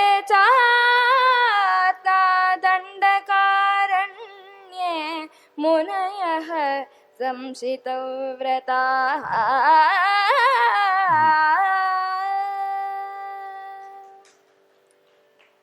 ಶ್ರೀರಾಮಚಂದ್ರ ಅದಕ್ಕೆ ಉತ್ತರವನ್ನು ಕೊಡ್ತಾ ಇದ್ದಾನೆ. ಸೀತಾ, ನೀ ಹೇಳಿದ್ದು ಬಹಳ ಒಳ್ಳೆಯ ವಿಚಾರ, ಸ್ವೀಕಾರಾರ್ಹವಾದ ವಿಚಾರವನ್ನು ನೀನು ಹೇಳಿದೀಯ. ಆದರೆ ಎಲ್ಲಿ ಸ್ವಲ್ಪ ಹೇಳು ನೋಡೋಣ. ಕ್ಷತ್ರಿಯರು ಶಸ್ತ್ರವನ್ನು ಯಾಕೆ ಧರಿಸ್ತಾರೆ? ಧರ್ಮ ಪಾಲನೆಗಾಗಿ ಅಂತ ಸೀತೆ ಹೇಳ್ತಾಳೆ. ಹೌದು ತಾನೆ? ನೀನೇ ಹೇಳಿದೆ ತಾನೆ, ಕ್ಷತ್ರಿಯರು ಶಸ್ತ್ರ ಧರಿಸೋದೇನಕ್ಕೆ? ಧರ್ಮ ಪಾಲನೆಗಾಗಿ. ನಾನೂ ಒಬ್ಬ ಕ್ಷತ್ರಿಯ. ನಾನು ಶಸ್ತ್ರವನ್ನು ಧರಿಸಿರೋದು ಆರ್ತ ಶಬ್ದೋ ನಭವೇದಿತಿ, ಎಲ್ಲೂ ಕೂಡ ಆರ್ತನಾದ ಕೇಳಿಸ್ಕೊಡ್ದು, ಯಾರೂ ತ್ರಾಹಿ ಅಂತ ಕೊಡ್ದು, ಯಾರೂ ರಕ್ಷಿಸಿ ಅಂತ ಅಂದ್ಕೊಡ್ದು. ಆ ರೀತಿ ಮಾಡಿ ದುಷ್ಟರನ್ನು ಸಂಹಾರ ಮಾಡೋದಕ್ಕೆ ನಾನು ಶಸ್ತ್ರವನ್ನು ಹಿಡಿದಿದ್ದೇನೆ ಹೊರತು ಹಿಂಸೆ ಮಾಡೋದಕ್ಕಲ್ಲ. ಹಿಂಸೆಯಾಗುವುದನ್ನು ತಡೆಯೋದಕ್ಕೆ ಶಸ್ತ್ರ, ಹಿಂಸೆ ಮಾಡೋದಕ್ಕಲ್ಲ. ಹಿಂಸೆಯಾಗೋದನ್ನು ತಡೆಯೋದಕ್ಕೆ ನಾನು ಶಸ್ತ್ರವನ್ನು ಹಿಡಿದಿದ್ದೇನೆ. ಇನ್ನೊಂದನ್ನು ಹೇಳ್ತೇನೆ ಸೀತಾ, ನನ್ನ ಮಾತನ್ನು ನೀನು ಕೇಳಿದೀಯ. ಎಲ್ಲ ಮಹಾನುಭಾವರ ಮುಂದೆ ದುಷ್ಟ ಸಂಹಾರದ ಪ್ರತಿಜ್ಞೆಯನ್ನ ನಾನು ಮಾಡಿದ್ದೇನೆ. ಅಂಥ ಪ್ರತಿಜ್ಞೆಯನ್ನು ಮಾಡಿ ಈಗ ಸುಮ್ಮನಾಗ್ಬಿಟ್ರೆ ನಿನ್ನ ಪತಿಗೆ ಅಪಮಾನವಲ್ಲವೇ? ಸೀತೆ, ಇದನ್ನು ಸ್ವಲ್ಪ ಯೋಚನೆ ಮಾಡಬೇಡ್ವೇ ನೀನು? ಸಂಶ್ರುತ್ಯ ಜನ ಶಕ್ಯಾಮಿ ಜೀವಮಾನಃ ಪ್ರತಿಶ್ರವಂ ಮುನೀನಾಮನ್ಯಥಾ ಕರ್ತುಂ ಸತ್ಯಮಿಷ್ಟಂ ಹಿಮೇ ಸದಾ. ಅಪ್ಯಹಂ ಜೀವಿತಂ ಜಹ್ಯಾಂ ತ್ವಾಂ ವಾಸಿತೆ ಸಲಕ್ಷ್ಮಣಾಮ ನ ತು ಪ್ರತಿಜ್ಞಾಂ ಸಂಶ್ರುತ್ಯ ಬ್ರಾಹ್ಮಣೇಭ್ಯೋ ವಿಶೇಷತಃ ತದವಶ್ಯಂ ಮಯಾ ಕಾರ್ಯಂ ಋಷೀಣಾಂ ಪರಿಪಾಲನಂ ಅನುಕ್ತೇನಾಪಿ ವೈದೇಹಿ ಪ್ರತಿಜ್ಞಾಯತು ಕಿಂ ಪುನಃ. ಸಂಶ್ರುತ್ಯ ಚ ನ ಸಕ್ಷ್ಯಾಮಿ ಜೀವಮಾನಃ ಪ್ರತಿಶ್ರವಂ. ಸೀತಾ, ದೇಹದಲ್ಲಿ ಉಸಿರಿದ್ದು ಶ್ರೀರಾಮಚಂದ್ರ ಮಾಡಿದ ಪ್ರತಿಜ್ಞೆಯನ್ನ ಈಡೇರಿಸದೆ ಸುಮ್ಮನಿರ್ತಾನೆ ಅಂತ ಹೇಗೆ ಯೋಚನೆ ಮಾಡಿದೆ ನೀನು? ದೇಹದಲ್ಲಿ ಪ್ರಾಣ ಇರೋವರೆಗೂ ಶ್ರೀರಾಮಚಂದ್ರ ಪ್ರತಿಜ್ಞಾಪೂರ್ತಿಗಾಗಿಯೇ ಪ್ರಯತ್ನ ಪಡ್ತಾನೆ. ಅಂಥದ್ರಲ್ಲಿ ಋಷಿಗಳ ಮುಂದೆ, ಮಹಾತ್ಮರ ಮುಂದೆ ಪ್ರತಿಜ್ಞೆ ಮಾಡಿ ನಾನು ಸುಳ್ಳಾಡಬೇಕೆ? ಸತ್ಯಮಿಷ್ಟಂ ಹಿ ಮೇ ಸದಾ ಹೇಳ್ತಾನೆ. ಯಾವ ಸತ್ಯಕ್ಕಾಗಿ ನಾನು ರಾಜ್ಯವನ್ನು ತ್ಯಾಗ ಮಾಡಿ, ಅದು ಎಂಥ ರಾಜ್ಯ? ದೇವತೆಗಳ ಆಸೆ ಪಡ್ತಾ ಇದ್ರಂತೆ. ದೇವತೆಗಳು ಆಸೆ ಪಡ್ತಾ ಇರುವಂತಹ ರಾಜ್ಯವನ್ನು ಸತ್ಯದ ಪರಿಪಾಲನೆಗಾಗಿ ಬಿಟ್ಟು ಬಂದಂತಹ ರಾಮ ಋಷಿಗಳ ಮುಂದೆ ಪ್ರತಿಜ್ಞೆ ಮಾಡಿ ಈಗ ಮಿಥ್ಯಾವಚನ ದೋಷವನ್ನ ನಾನು ಪಡಿಬೇಕೆ? ನೀನೇ ಹೇಳಿಲ್ವೇ ನಿನ್ನ ಬಾಯಲ್ಲಿ ಸುಳ್ಳು ಬರೋದಿಲ್ಲ ಅಂತ? ನೀನೇ ಹೇಳಿಲ್ವೇ? ಇನ್ನೊಂದು ಮಾತನ್ನೇ ಹೇಳ್ತೀನಿ ಸೀತಾ, ಸಮಯ ಬಂತು, ಸತ್ಯ ಮಾತಿಗೆ ನಡಿಬೇಕು. ಅಂತಹ ಘೋರ ಸಮಯದಲ್ಲಿ ನನ್ನ ಪ್ರಾಣವನ್ನೇ ಬಿಡಬೇಕಾಯಿತು. ನನ್ನ ಪ್ರಾಣ ಬಿಡ್ತೀನಿ. ನನ್ನ ಪ್ರಾಣಕ್ಕಿಂತಲೂ ಸತ್ಯ ನನಗೆ ಹೆಚ್ಚು. ಸಮಯ ಬಂದ್ರೆ ಲಕ್ಷ್ಮಣನನ್ನು ಬಿಡ್ತೇನೆ, ಸತ್ಯವನ್ನು ಬಿಡೋದಿಲ್ಲ. ಇನ್ನೂ ಮೀರು ಹೋಯ್ತು ಸೀತಾ, ನಿನ್ನನ್ನೂ ಬಿಡ್ತೇನೆ, ಸತ್ಯ ಬಿಡೋದಿಲ್ಲ. ಸತ್ಯವಚನಕ್ಕೆ ಅಷ್ಟು ಮಹತ್ವ ಕೊಡ್ತೇನೆ. ಎಲ್ಲಕ್ಕಿಂತಲೂ ಸತ್ಯ ಹೆಚ್ಚು ನನಗೆ. ಆ ಸತ್ಯವನ್ನ ಮಾತ್ರ ನಾನು ಬಿಡೋದಿಲ್ಲ. ಋಷಿಗಳು ಬಂದು ನಮ್ಮ ಹತ್ರ ಬೇಡ್ಕೋಬೇಕೆ? ನೀವು ಪರಿಪಾಲನೆ ಮಾಡಿ ಅಂತ ಹೇಳಿ ನಮ್ಮ ಹತ್ರ ಕೇಳ್ಕೋಬೇಕೆ? ಅನುಕ್ತೇನಾಪಿ ವೈದೇಹಿ ಪ್ರತಿಜ್ಞಾಯ ಕಥಂ ಪುನಃ ಅಂತಾನೆ. ಅನುಕ್ತೇನಾಪಿ, ಋಷಿಗಳು ಕೇಳದೆ ಹೋದರೂ ಇದು ನಮ್ಮ ಕರ್ತವ್ಯ, ನಾನು ಮಾಡಬೇಕಾದಂತಹ ನನ್ನ ಕ್ಷತ್ರಿಯ ಧರ್ಮ. ಇಂಥ ವಿಚಾರದಲ್ಲಿ ಮಹಾತ್ಮರ ಆದೇಶ ಮಾಡಿ ನಾನು ಸುಮ್ಮನಿರ್ಬೇಕೆ ಅಂತ 3 ಹೇಳ್ತಾನವನು. ಕ್ಷತ್ರ ಧರ್ಮ, ಋಷಿಗಳ ಮುಂದೆ ಪ್ರತಿಜ್ಞೆ, ಆಮೇಲೆ ನಾನು ಮಾಡಿದಂತಹ ಸತ್ಯವ್ರತವನ್ನು ಉಳಿಸ್ಕೋಬೇಕು ಅನ್ನುವಂತಹ ಒಂದು ತವಕ. ರಾಕ್ಷಸರ ಹಿಂಸೆ ಆಗ್ತಿದೆ, ತಡೆಗಟ್ಟಬೇಕು. ನನ್ನ ಧರ್ಮ, ಋಷಿಗಳ ಆದೇಶ, ಅದು ಪ್ರತಿಜ್ಞೆ. ಇಷ್ಟಿದೆ ಕಾರಣ. ಹಾಗಾಗಿ ಶಸ್ತ್ರ ಹಿಡ್ಕೊಳ್ತಾ ಇದ್ದೀನಿ ಅಂತ ಅಂದ ತಕ್ಷಣ ಒಂದೇ ಮಾತಿಗೆ ಸೀತೆ ಒಪ್ತಾಳಂತೆ, ಸ್ವಾಮಿ ನಿಮ್ಮ ಮಾರ್ಗ ಸರಿಯಾಗಿದೆ ಅಂತ. ಬಹಳ ಅಪರೂಪ ಇದು, ತುಂಬಾ ಅಪರೂಪ. ಹೇಳೋದನ್ನು ಕೇಳೋದು ಅಪರೂಪ, ಹೇಳಿದ್ದನ್ನು ಒಪ್ಪೋದು ಅಪರೂಪ. ಎರಡೂ ಅಪರೂಪವೇ. ಆದ್ರೆ ರಾಮ ಸೀತೆ ಇರಲಿ ಆ ದೋಷವಿಲ್ಲ. ಸೀತೆ ಏನು ಹೇಳಿದ್ರು ರಾಮ ಅದನ್ನು ಕೇಳ್ತಾನೆ. ರಾಮ ಸರಿಯಾದ ಉತ್ತರವನ್ನು ಕೊಟ್ಟರೆ ಸೀತಾಮಾತೆ ತಕ್ಷಣ ಒಪ್ಕೊಳ್ತಾಳೆ. ಅವರಲ್ಲಿ ಕೆಲವೊಂದು ವಿಷಯಕ್ಕೆ ಗಲಾಟೆ ಆಗ್ತಿತ್ತಂತೆ. ಗೋವಿಂದರಾಜರು ಅಂತ ಹೇಳಿ ಬಹಳ ಸ್ವಾರಸ್ಯವಾದ ಒಂದು ವಿಚಾರ ಹೇಳಿದ್ದಾರೆ. ಸೀತಾರಾಮರಲ್ಲಿ ಗಲಾಟೆ ಆಗಿಲ್ಲ ಅಂತ ಏನಿಲ್ಲ. ಏನೋ ಅಂದು ಬಿಡ್ತಿದ್ಲು ಸೀತೆ, ರಾಮನಿಗೆ ಸಿಟ್ಟು ಬರ್ತಿತ್ತು, ಇನ್ನೇನೋ ಅಂತಿದ್ದ, ಜಗಳ ಆಗ್ಬಿಡೋದು. ಆದ ಕೂಡಲೇ ಮಾತು ಬಿಟ್ಬಿಡೋರು ಇಬ್ರು. ಸೀತಾರಾಮರಿಗೆ ಮಾತು ಬಿಟ್ಟಿರಕ್ಕಾಗತ್ತೆ ಅಂದ್ರಿ? ಅಲ್ಲ, ನ್ಯಾಯವಾಗಿ ಮಾತು ಬೇಕಿಲ್ಲ. ಆಖ್ಯಾತಿ ಹೃದಯಂ ಹೃದ ಅಂತಾರೆ ವಾಲ್ಮೀಕಿ. ಬಿಟ್ಟಿರೋಕ್ಕಾಗಲ್ಲ, ಇಬ್ರಿಗೂ ಮಾತಾಡಿಸ್ಬೇಕು ಅಂತ ಇದೆ, ಕಾರಣ ಬೇಕಲ್ಲ. ಅದಕ್ಕೆ ರಾಮ ಏನ್ ಮಾಡ್ತಿದ್ದ ಅಂತಂದ್ರೆ, ಮೆತ್ತಗೆ ತನ್ನ ಮಾವನ ಮನೆಯಲ್ಲಿ ಬಂದಿರುವಂತಹ ಉಂಗುರವನ್ನ ನೆಲದ ಮೇಲೆ ಬಿಡಿಸ್ಬಿಡೋದಂತೆ. ನೆಲದ ಮೇಲೆ ಬಿಡಿಸಿದ ಕೂಡ ಸೀತೆ, ಅಯ್ಯೋ ನಿಮ್ಮ ಉಂಗುರ ಬಿದ್ದುಬಿಡ್ತೋ, ತಗೊಳ್ಳಿ ಅಂತ ಹೇಳಿ ಓಡೋಡಿ ಬಂದು ಕಾಳಜಿಯಿಂದ ಉಂಗುರ ತೊಡಸ್ತಿದ್ಲಂತೆ. ಹೌದಾ ಸೀತೆ, ಎಷ್ಟು ಪ್ರೇಮ ನೋಡು ನಿನಗೆ, ನೀನೇ ಉಂಗುರವನ್ನು ತೊಡಸ್ತಿದ್ದ, ಅದು ಸರಿ ಮಾಡ್ಕೊಳ್ತಿದ್ದ ಅಂತ. ಏನೇ ಗಲಾಟೆ ಆಗ್ಬಿಟ್ಟಿದ್ರು ಅದನ್ನು ಸರಿ ಮಾಡ್ಕೊಳ್ತಿದ್ದ ಅಂತ. ಅಂಥ ಬಾಂಧವ್ಯ ಇಬ್ಬರಲ್ಲೂ ಇದೆ. ಸೀತಾಮಾತೆ ತಕ್ಷಣ ಒಪ್ಕೊಂಡ್ರು. ಮುಂದೆ ಋಷಿಗಳ ಆಶ್ರಮಕ್ಕೆಲ್ಲ ಹೋದ್ರು. ಒಂದು ಆಶ್ರಮದಲ್ಲಿ 10 ದಿನ, ಇನ್ನೊಂದು ಆಶ್ರಮದಲ್ಲಿ 20, 30 ಹೀಗೆ ವಿಹಾರ ಮಾಡ್ತಿದ್ದಾರೆ. ಒಂದು ವಿಶಾಲವಾದಂತಹ ಸರೋವರದ ಬಳಿಗೆ ಹೋದರೆ ಸರೋವರದ ತಳದಿಂದ ಸಂಗೀತದ ನಾದ ಬರ್ತಾ ಇದೆ. ಏನಿದು ವಿಚಿತ್ರ ಅಂತ ಶ್ರೀರಾಮಚಂದ್ರ ಪ್ರಶ್ನೆ ಮಾಡೋಣ. ಒಬ್ಬ ಋಷಿಗಳೇ ಹೇಳ್ತಾರೆ, ನೋಡಪ್ಪ, ಮಾಂಡಕರ್ಣಿ ಅಂತ ಹೇಳಿ ಒಬ್ಬ ಮಹಾತ್ಮರಿದ್ರು, ತಪಸ್ಸು ಮಾಡ್ತಾ ಇದ್ರು. ಯಥಾ ಪ್ರಕಾರ ಇಂದ್ರ ನೋಡ್ದ, ಆಹಾ, ನಾನು ಎಚ್ಚೆತ್ಕೊಳ್ಳದೆ ಹೋದ್ರೆ ನನ್ನ ಸ್ಥಾನಕ್ಕೆ ಕೂತು ಇವರೇ ಇಂದ್ರ ಆಗ್ಬಿಡ್ತಾರೆ ಅಂತ ಹೇಳಿ ಪಂಚಾಪ್ಸರೆಯನ್ನು ಕಳಿಸ್ದ. ಪಂಚಾಪ್ಸರೆಯರು ಅವರು ಬಂದರು. ಬಂದ ಮೇಲೆ ಮಹರ್ಷಿಗಳು ಪಾಪ ನೋಡಿದ್ರು, ಮೋಹವಾಗ್ಬಿಡ್ತು, ಮದುವೆ ಮಾಡ್ಕೊಂಡ್ಬಿಟ್ರು. ಅಲ್ಲಿಗೆ ತಪಸ್ಸಿನ ಕಥೆ ಮುಗೀತು. ಮದುವೆ ಆದ್ಮೇಲೆ ಏನ್ ಮಾಡಿದ್ರು, ಇವ್ರಿಗೆಲ್ಲ ಈ ಸರೋವರದ ಅಡಿಯಲ್ಲಿ ಮನೆ ಮಾಡಿಕೊಟ್ಟಿದ್ದಾರೆ. ಅಲ್ಲಿ ಸಂತೋಷವಾಗಿ ವಿಹರಿಸ್ತಾ ಇದ್ದಾರೆ. ಆ ಸಂಗೀತದ ನಾದ ಇಲ್ಲಿಗೆ ಬರ್ತಾ ಇದೆ, ಅದೇ ಈ ನಾದಕ್ಕೆ ಕಾರಣ ಅಂತ ಋಷಿಗಳೆಲ್ಲ ವರ್ಣಿಸ್ತಾರೆ. ಅದಾದ ಮೇಲೆ ಅಲ್ಲಿನ ಆಶ್ರಮಗಳಿಗೆಲ್ಲ ಸಂದರ್ಶನ ಕೊಟ್ಟು ಮತ್ತೆ ಸುತೀಕ್ಷ್ಣರ ಆಶ್ರಮಕ್ಕೆ ಶ್ರೀರಾಮಚಂದ್ರ ಬಂದಿದ್ದಾನೆ. ಅಲ್ಲಿ ಬಂದು ಸ್ವಲ್ಪ ದಿನ ಇದ್ದು ಋಷಿಗಳ ಬಳಿಗೆ ಹೋಗಿ, ಇದೇ ತಾನೇ ನಿಗೃಹ್ಯ ತರಸಾಮೃತ್ಯ, ಋಷಿಗಳ ಬಳಿಗೆ ಹೋಗಿ, ಸ್ವಾಮಿ ತುಂಬ ದಿನ ನಿಮ್ಮ ಆಶ್ರಮದಲ್ಲಿ ಇದ್ದೆ, ನಾನು ಮಹಾನುಭಾವ ಅಗಸ್ತ್ಯರ ದರ್ಶನವನ್ನು ಮಾಡಬೇಕು ಅಂತ ಯೋಚನೆ ಮಾಡ್ತಾ ಇದ್ದೀನಿ, ನಾನು ಹೋಗಬಹುದೇ ಅಂತ ಕೇಳೋಣ. ಸುತೀಕ್ಷ್ಣರು ಹೇಳಿದ್ರಂತೆ, ರಾಮ, ನನ್ನ ಮನಸ್ಸಲ್ಲೂ ಈಗ ಅದೇ ಬಂದಿತ್ತು. ಶ್ರೀರಾಮಚಂದ್ರ ಹೋಗಬೇಕು, ಮಹಾನುಭಾವ ಅಗಸ್ತ್ಯರ ದರ್ಶನ ಮಾಡಬೇಕು ಅಂತ ನಾನೇ ಹೇಳಬೇಕು ಅಂತಿದ್ದೆ. ಅಷ್ಟರಲ್ಲೇ ನೀನೇ ಬಂದು ಕೇಳಿದೀಯಾ, ಒಳ್ಳೇದಾಗತ್ತೆ, ಹೋಗ್ಬಾಪ, ಅಗಸ್ತ್ಯ ಮಹರ್ಷಿಗಳ ಆಶ್ರಮವನ್ನ ನೀನು ದರ್ಶನ ಮಾಡಿಕೊಂಡು ಬರಬೇಕಾದ್ದೆ, ಹೋಗು ಅಂತ ಹೇಳಿ ಇಲ್ಲಿಂದ 4 ಯೋಜನ ದಕ್ಷಿಣಕ್ಕೆ ಹೋದರೆ ಅಲ್ಲೊಂದು ಆಶ್ರಮ ಸಿಗುತ್ತೆ. ವಿಸ್ತಾರವಾದಂತಹ ಆಶ್ರಮ. ಅದು ಅಗಸ್ತ್ಯರದ್ದಲ್ಲ, ಅಗಸ್ತ್ಯರ ತಮ್ಮರ ಆಶ್ರಮ ಅದು. ಅಲ್ಲಿ ಹೋಗು, ಒಂದು ರಾತ್ರಿ ಕಳಿ. ಅಲ್ಲಿಂದ 1 ಯೋಜನ ಮತ್ತು ದಕ್ಷಿಣಕ್ಕೆ ಹೋದರೆ ಅಲ್ಲಿ ಅಗಸ್ತ್ಯರ ಆಶ್ರಮ ಬರುತ್ತೆ, ನೀನು ಹೋಗಬಹುದು ಅಂತ ಹೇಳಿ ಅನುಜ್ಞೆಯನ್ನು ಕೊಟ್ಟರು ಸುತೀಕ್ಷ್ಣರು. ಹೊಡೋಣ, ಬಹಳ ಸಂತೋಷದಿಂದ ಶ್ರೀರಾಮಚಂದ್ರ ಬರ್ತಾ ಇದ್ದಾನೆ.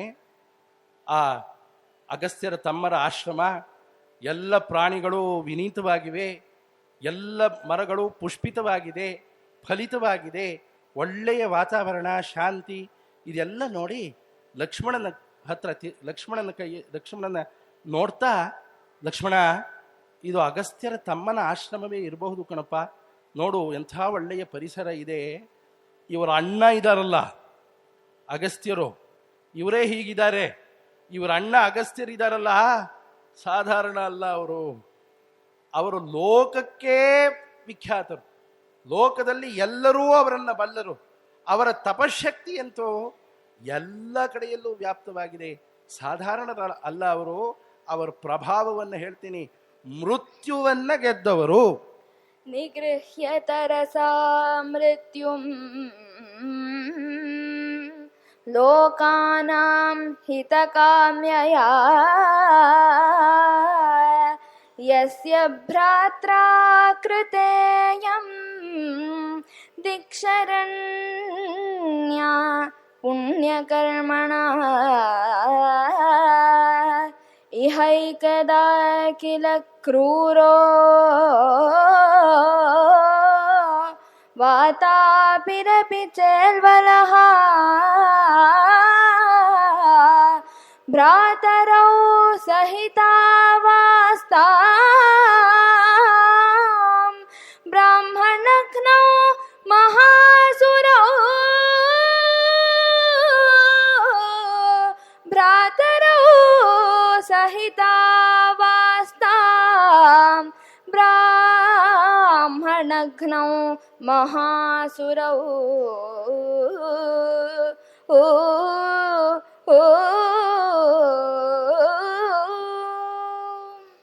ನಿಗೃಹ್ಯ ತರಸಾ ಮೃತ್ಯುಂ, ಮೃತ್ಯುವನ್ನೇ ಗೆದ್ದಂಥವರು. ಮೃತ್ಯು ಬಾ ಅಂದ್ರೆ ಬರಬೇಕು, ಹೋಗು ಅಂದ್ರೆ ಹೋಗಬೇಕು.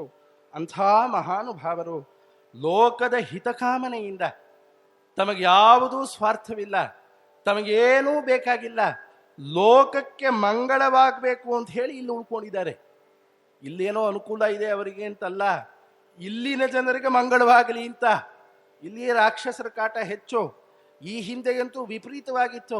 ಅವರು ಬಂದರು, ಕಾಲಿಟ್ರು, ಆವತ್ತಿನಿಂದ ದಕ್ಷಿಣ ದಿಕ್ಕು ಆಶ್ರಯ ಯೋಗ್ಯವಾಯಿತು, ಶರಣ್ಯವಾಯಿತು. ಅಗಸ್ತ್ಯರು ವಿಂಧ್ಯ ದಾಟ ಬರದೇ ಹೋದರೆ ಇಲ್ಲೆಲ್ಲ ಕಾಲೇ ಇಡಕ್ಕಾಗ್ತಿರ್ಲಿಲ್ಲ. ಇವರ ಪ್ರಭಾವದಿಂದ ರಾಕ್ಷಸರ ಬಾಧೆ ತಪ್ಪಿದೆ. ಲೋಕಹಿತಕ್ಕಾಗಿ ತಪಸ್ಸನ್ನ ಮಾಡ್ತಾ ಇದ್ದಾರೆ ಮಹಾನುಭಾವರು. ಒಂದು ಕಥೆ ಹೇಳ್ತೀನಿ ಲಕ್ಷ್ಮಣ. ಬಹಳ ಹಿಂದೆ ಇಬ್ಬರು ರಾಕ್ಷಸರಿದ್ರು. ಒಬ್ಬ ವಾತಾಪಿ, ಇಲ್ವಲ್ಲ. ಅವರಿಗೆ ಬ್ರಾಹ್ಮಣರ ಕಂಡ್ರೆ ಅಪಾರವಾದಂತಹ ದ್ವೇಷ. ಯಾಕೆ ದ್ವೇಷ ಅಂದ್ರೆ ಸಾತ್ವಿಕ ಕರ್ಮ ಮಾಡ್ತಾರೆ ಅಂತ ದ್ವೇಷ. ಅವರಿಗೆ ಹಾಗೇನೆ ಒಳ್ಳೆ ಕರ್ಮ ಮಾಡಿದ್ರು ನೋಡಕ್ಕಾಗ್ತಿರ್ಲಿಲ್ಲ. ತಮಗ್ ಒಳ್ಳೇದಾಗಬೇಕು ಅಂತಿಲ್ಲ ಅವರಿಗೆ. ಪಾಪ ತಮಗ್ ಕೆಟ್ಟದಾದ್ರೂ ಪರವಾಗಿಲ್ಲ, ಸಜ್ಜನರಿಗೆ ಒಳ್ಳೇದಾಗಬಾರ್ದು ಅಂಥದ್ದು ಅದೊಂದೇ ಧ್ಯೇಯ ಅವರಿಗೆ. ಅಂಥ ನೀಚರು ಇಬ್ರು, ವಾತಾಪಿ ಇಲ್ವಲ್ಲ ಅಂತ ಇಬ್ರು ಒಟ್ಟಾಗಿದ್ದಾರೆ. ನೋಡಿ, ಅಣ್ಣ ತಮ್ಮಂದ್ರಲ್ಲಿ ಎಂಥ ಸ್ನೇಹ ನೋಡಿ ಕಲಿಬೇಕು. ಅಂಥ ಸ್ನೇಹ ಯಾಕೆ? ಇಬ್ರದ್ದು ಒಂದೇ ಮನೋಭಾವ, ಇಬ್ರಿಗೂ ಬೇಕಾದದ್ದು ಮನೆ ಹಾಳು ಕೆಲಸವೇ. ಹಾಗಾಗಿ ಸೇರ್ಕೊಂಡು ಜೊತೆಲಿ ಮಾಡೋಣ ಅಂತ ಜೊತೆಲಿದ್ದಾರೆ ಅಂತ. ಇಬ್ರು ಒಟ್ಟಿಗೆ ಇರೋದು ಅದಕ್ಕೆ, ಇಂಥ ಕೆಲಸ ಮಾಡೋದಕ್ಕೆ. ಅವರಿಬ್ರು ಇದ್ದಾರೆ. ಬ್ರಾಹ್ಮಣಘ್ನವು 3 ಹೊತ್ತು ಬ್ರಾಹ್ಮಣರ ಹಿಂಸೆ ಮಾಡ್ತಾ ಇದ್ರು, ಬ್ರಾಹ್ಮಣರ ಕಗ್ಗೊಲೆಯನ್ನು ಮಾಡ್ತಾ ಇದ್ರು. ಈ ಕಗ್ಗೊಲೆಗೆ ಅವರೊಂದು ವಿಶೇಷವಾದಂತಹ ಒಂದು ಮಾರ್ಗವನ್ನು ಕಂಡುಕೊಂಡಿದ್ರು. ಅಲ್ಲಿ ಋಷಿಗಳು ಹಿಂದೆನೇ ಹೇಳ್ತಾರೆ, ಶ್ರೀರಾಮಚಂದ್ರನ ಬಳಿ ಬಂದಾಗ, ರಾಮ, ಈ ರಾಕ್ಷಸರನ್ನೆಲ್ಲ ನಮಗೆ ನಿಗ್ರಹ ಮಾಡೋಕ್ಕಾಗೋಲ್ಲ ಅಂತ ಅಲ್ಲ, ತಪಶಕ್ತಿಯಿಂದ ಈಗಲೇ ಸುಟ್ಟು ಭಸ್ಮ ಮಾಡ್ತೀವಿ. ತಪಸ್ಸನ್ನು ಹಾಳು ಮಾಡ್ಕೋಬಾರ್ದು, ಆತ್ಮೋದ್ಧಾರ ಆಗಬೇಕು ಅಂತ ಸುಮ್ಮನಿದ್ದೀವಿ. ಅದು ಒಂದು. ಇನ್ನೊಂದು, ಆ ಕೀರ್ತಿ ನಿನಗೆ ಬರಬೇಕು. ನೀನು ರಾಕ್ಷಸನನ್ನು ಮರ್ದಿಸ್ಬೇಕು, ಆ ಕೀರ್ತಿ ನಿನಗೆ ಬರಬೇಕು. ಹಾಗಾಗಿ ಸುಮ್ಮನಿದ್ದೀವಿ ಅಂತಂದ್ರು. ಆ ಋಷಿಗಳಿಗೆ, ಮಹರ್ಷಿಗಳಿಗೆ ರಾಕ್ಷಸರನ್ನು ನಿಗ್ರಹ ಮಾಡೋಕೆ ಆಗ್ತಿರಲಿಲ್ಲ ಅಂತಲ್ಲ. ಇವರು ಒಂದು ವಿಶೇಷವಾದಂತಹ ಒಂದು ಮಾರ್ಗವನ್ನು ಕಂಡುಕೊಂಡ್ಬಿಟ್ಟಿದ್ರು. ಏನು ಮಾರ್ಗ ಅಂತಂದ್ರೆ, ಧಾರಯನ್ ಬ್ರಾಹ್ಮಣಂ ರೂಪಂ ಧಾರಯನ್ ಬ್ರಾಹ್ಮಣಂ ರೂಪಂ ಇಲ್ವಲ ಸಂಸ್ಕೃತಂ ವದನ್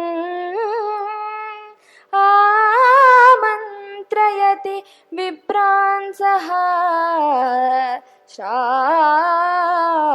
ಶ್ರಾದ್ದಮುದ್ದಿಶ್ಯ ನಿರ್ಘೃಣಃ ಭ್ರಾತರಂ ಸಂಸ್ಕೃತಂ ಕೃತ್ವಾ ತತಸ್ಥಂ ಮೇಷರೂಪಿಣಂ ತಾನ್ ದ್ವಿಜಾನ್ ಭೋಜಯಾಮಾಸ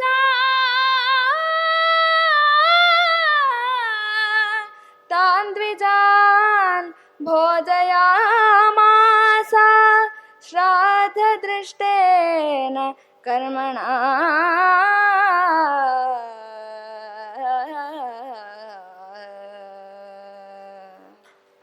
ಅವರು ಕಾಮರೂಪಿಗಳು. ಅಂದರೆ ಯಾವ ಆಕೃತಿ ಬೇಕೋ ಅದನ್ನು ಪಡೆಯುವಂತಹ ವಿಶೇಷವಾದ ಶಕ್ತಿ ಅವರಿಗಿದೆ. ಅವರಲ್ಲಿ ಇಲ್ವಲ್ಲ. ಅವ ಹೋಗೋದು ಬ್ರಾಹ್ಮಣರ ಬಳಿಗೆ ಹೋಗಿ ಮಾತಾಡ್ತಿದ್ದಂತೆ. ಯಾವ ಭಾಷೆ? ಸಂಸ್ಕೃತ. ಸಂಸ್ಕೃತದಲ್ಲಿ ಮಾತಾಡ್ತಿದ್ರಂತೆ. ಈ ಉಪಚಾರಕ್ಕೆಲ್ಲ ಕೆಲವೊಂದ್ಸತಿ ಏನಾಗ್ಬಿಡುತ್ತೆ, ಅತ್ಯಂತ ಶ್ರೇಷ್ಠ ವಸ್ತುವನ್ನ ಹಾಸ್ಯಕ್ಕೆ ಹೀನ ವಸ್ತುವಿನ ಬದಲಾಗಿ ಹೇಳೋದು ಉಂಟು. ಹೆಂಡಕ್ಕೆ ಸೋಮಪಾನ ಅಂತ ಅನ್ನೋದು ಉಂಟು. ಸಿಗರೇಟಿಗೆ ಅಗ್ನಿಹೋತ್ರ ಅಂದ್ಬಿಡ್ತಾರೆ. ನಾನು ಕಾಲೇಜಲ್ಲಿ ಇರ್ತಾ ಒಬ್ಬ ಮಾತಾಡ್ತಿದ್ದ, ಏಯ್ ತುಂಬ ಮಾತಾಡಿದ್ರೆ ನನ್ನ ಬಾಯಲ್ಲಿ ಸಂಸ್ಕೃತ ಬಂದ್ಬಿಡುತ್ತೆ ಅಂತ. ನಂಗೆ ಸಂತೋಷ. ಏನಪ್ಪ ಸಂಸ್ಕೃತ ಮಾತಾಡ್ತೀನಿ? ಅಲ್ಲ ಸಾರ್, ತುಂಬ ಬೈತೀನಿ ಅಂತಂದ ಅವನು. ಅದೇ ಸಂಸ್ಕೃತ ಅಂತ. ಆ ರೀತಿ ಸಂಸ್ಕೃತ ಅಲ್ಲ, ಶುದ್ಧವಾದ ಸಂಸ್ಕೃತ ವಾಣಿಯಲ್ಲಿ ಮಾತಾಡೋ ಶಕ್ತಿ ಇತ್ತಂತೆ ಆ ರಾಕ್ಷಸರಿಗೆ. ಹೇಗಿದ್ದಾರೆ ನೋಡಿ ದುಷ್ಟರು. ಈಗಲೂ ಕೆಲವು ಜನ ಇದ್ದಾರೆ, ನಮಗಿಂತ ಚೆನ್ನಾಗಿ ರಾಮಾಯಣ ಮಹಾಭಾರತ ಓದ್ಕೊಂಡಿರ್ತಾರೆ, ಬರೀ ಬೈಯೋದೇ ಕೆಲಸ, ಅಲ್ಲಿರೋ ಮೌಲ್ಯವನ್ನೆಲ್ಲ ಹಾಳು ಮಾಡೋದೇ ಕೆಲಸ. ಅಂಥವ್ರು ಇರ್ತಾರೆ. ಅದೇ ಸಾಲಿನವರು ಈ ದುಷ್ಟರು. ಒಳ್ಳೆ ಶುದ್ಧವಾದ ಸಂಸ್ಕೃತದಲ್ಲಿ ಹೋಗಿ, ನಾಳೆ ದಿವಸ ನಮ್ಮ ತಾಯಿ ಶ್ರಾದ್ದ ಇದೆ ಅಥವಾ ತಂದೆ ಶ್ರಾದ್ದ ಇದೆ ಏನೋ ಹೇಳೋದು, ನಿಮಂತ್ರಣಕ್ಕೆ ನೀವು ದಯಮಾಡಿ ಆಗಮಿಸ್ಬೇಕು, ನಿಮ್ಮಂತಹ ಮಹಾನುಭಾವರೇ ಬೇಕು ಅಂತ ಹೇಳಿ ಚೆನ್ನಾಗಿ ಉಬ್ಬಿಸ್ಬಿಡೋದು. ಮಾರನೇ ದಿವಸಕ್ಕೆ ಸರಿಯಾಗಿ ಎಲ್ಲ ಸಿದ್ಧತೆನೆಲ್ಲ ಮಾಡಿಕೊಂಡು ಊಟ ಬಡಿಸೋದು. ಹೇಗೆ ಊಟ ಬಡಿಸ್ತಿದ್ರು ಅವರು? ನಾವು ಬಡಿಸೋ ಊಟ ಅಲ್ಲ ಅದು, ವಿಶೇಷ. ಅದಕ್ಕೊಂದು ವ್ಯವಸ್ಥೆ ಮಾಡ್ಕೊಂಡಿದ್ರು. ತತೋ ಭುಕ್ತವತಾಂ ತೇಷಾಂ. ನಿಮಿಷದಲ್ಲಿ ಅವನು ವಾತಾಪಿ ಮೇಷ ಆಗ್ಬಿಡ್ತಿದ್ದ, ಕುರಿ ಆಗ್ಬಿಡ್ತಿದ್ದ. ಇಲ್ವಲ್ಲ, ಅವನನ್ನೇ ಕಡಿದು ಸಂಸ್ಕಾರ ಮಾಡಿ ಶ್ರಾದ್ದದಲ್ಲಿ ಬ್ರಾಹ್ಮಣರಿಗೆಲ್ಲ ಬಡಿಸೋದು. ಅದಕ್ಕೆ ಮೇಷ ಅಂತ ಅನ್ನೋದಕ್ಕೆ ಜೀವಶಾಖ ಅಂತ ಇನ್ನೊಂದು ಅರ್ಥ ಇದೆ. ಅದೇನು ಮಾಂಸವೇ ಅಲ್ಲ ಅಂತ ಒಂದು ವ್ಯಾಖ್ಯಾನ.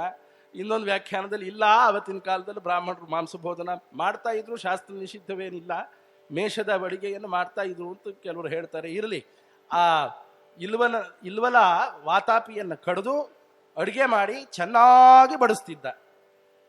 ಇವರು ಬ್ರಾಹ್ಮಣರು ಹೇಳಿ ಕೇಳಿ ಚೆನ್ನಾಗಿ ಊಟ ಮಾಡ್ತಿದ್ರು.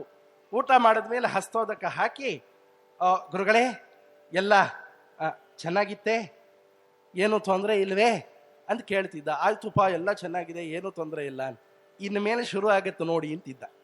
ಇಲ್ಲಿವರೆಗೆ ತೊಂದರೆ ಇಲ್ಲ, ಇನ್ಮೇಲೆ ನೋಡಿ ಅಂತಿದ್ದ. ತತೋ ಭುಕ್ತವತಾಂ ತೇಷಾಂ ವಿಪ್ರಾಣಾಮಿಲ್ವಲೋ ಬ್ರವೀತ್ ವಾತಾಪೇ ನಿಷ್ಕ್ರಮಸ್ವ ಇತಿ ಸ್ವರೇಣ ಮಹತಾವದನ್.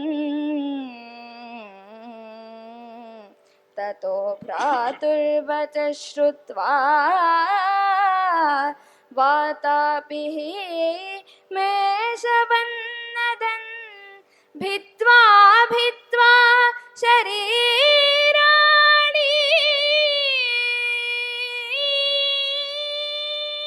ಭಿತ್ವಾ ಶರೀರಾಣಿ ಬ್ರಾಹ್ಮಣಾನಾಂ ವಿನಿಷ್ಪತತ್. ಬ್ರಾಹ್ಮಣಾನಾಂ ಸಹಸ್ರಾಣಿ ತೈರೇವಂ ಕಾಮರೂಪಿಭಿಃ ವಿನಾಶಿತಾನಿ ಸಂಹತ್ಯ ನಿತ್ಯಶಃ ಪಿಶಿತಾಶನೈಃ.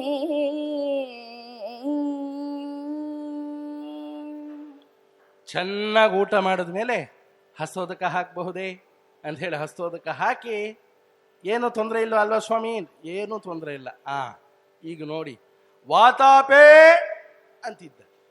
ಅಂದು ಕೂಡ್ಲೆ ಒಳಗಡೆ ಇದ್ನಲ್ಲ ವಾತಾಪಿ ಮೇಷರೂಪ, ಬ್ರಾಹ್ಮಣರ ಹೊಟ್ಟೆಯನ್ನು ಸೀಳ್ಕೊಂಡು ಬರ್ತಿದ್ನಂತ.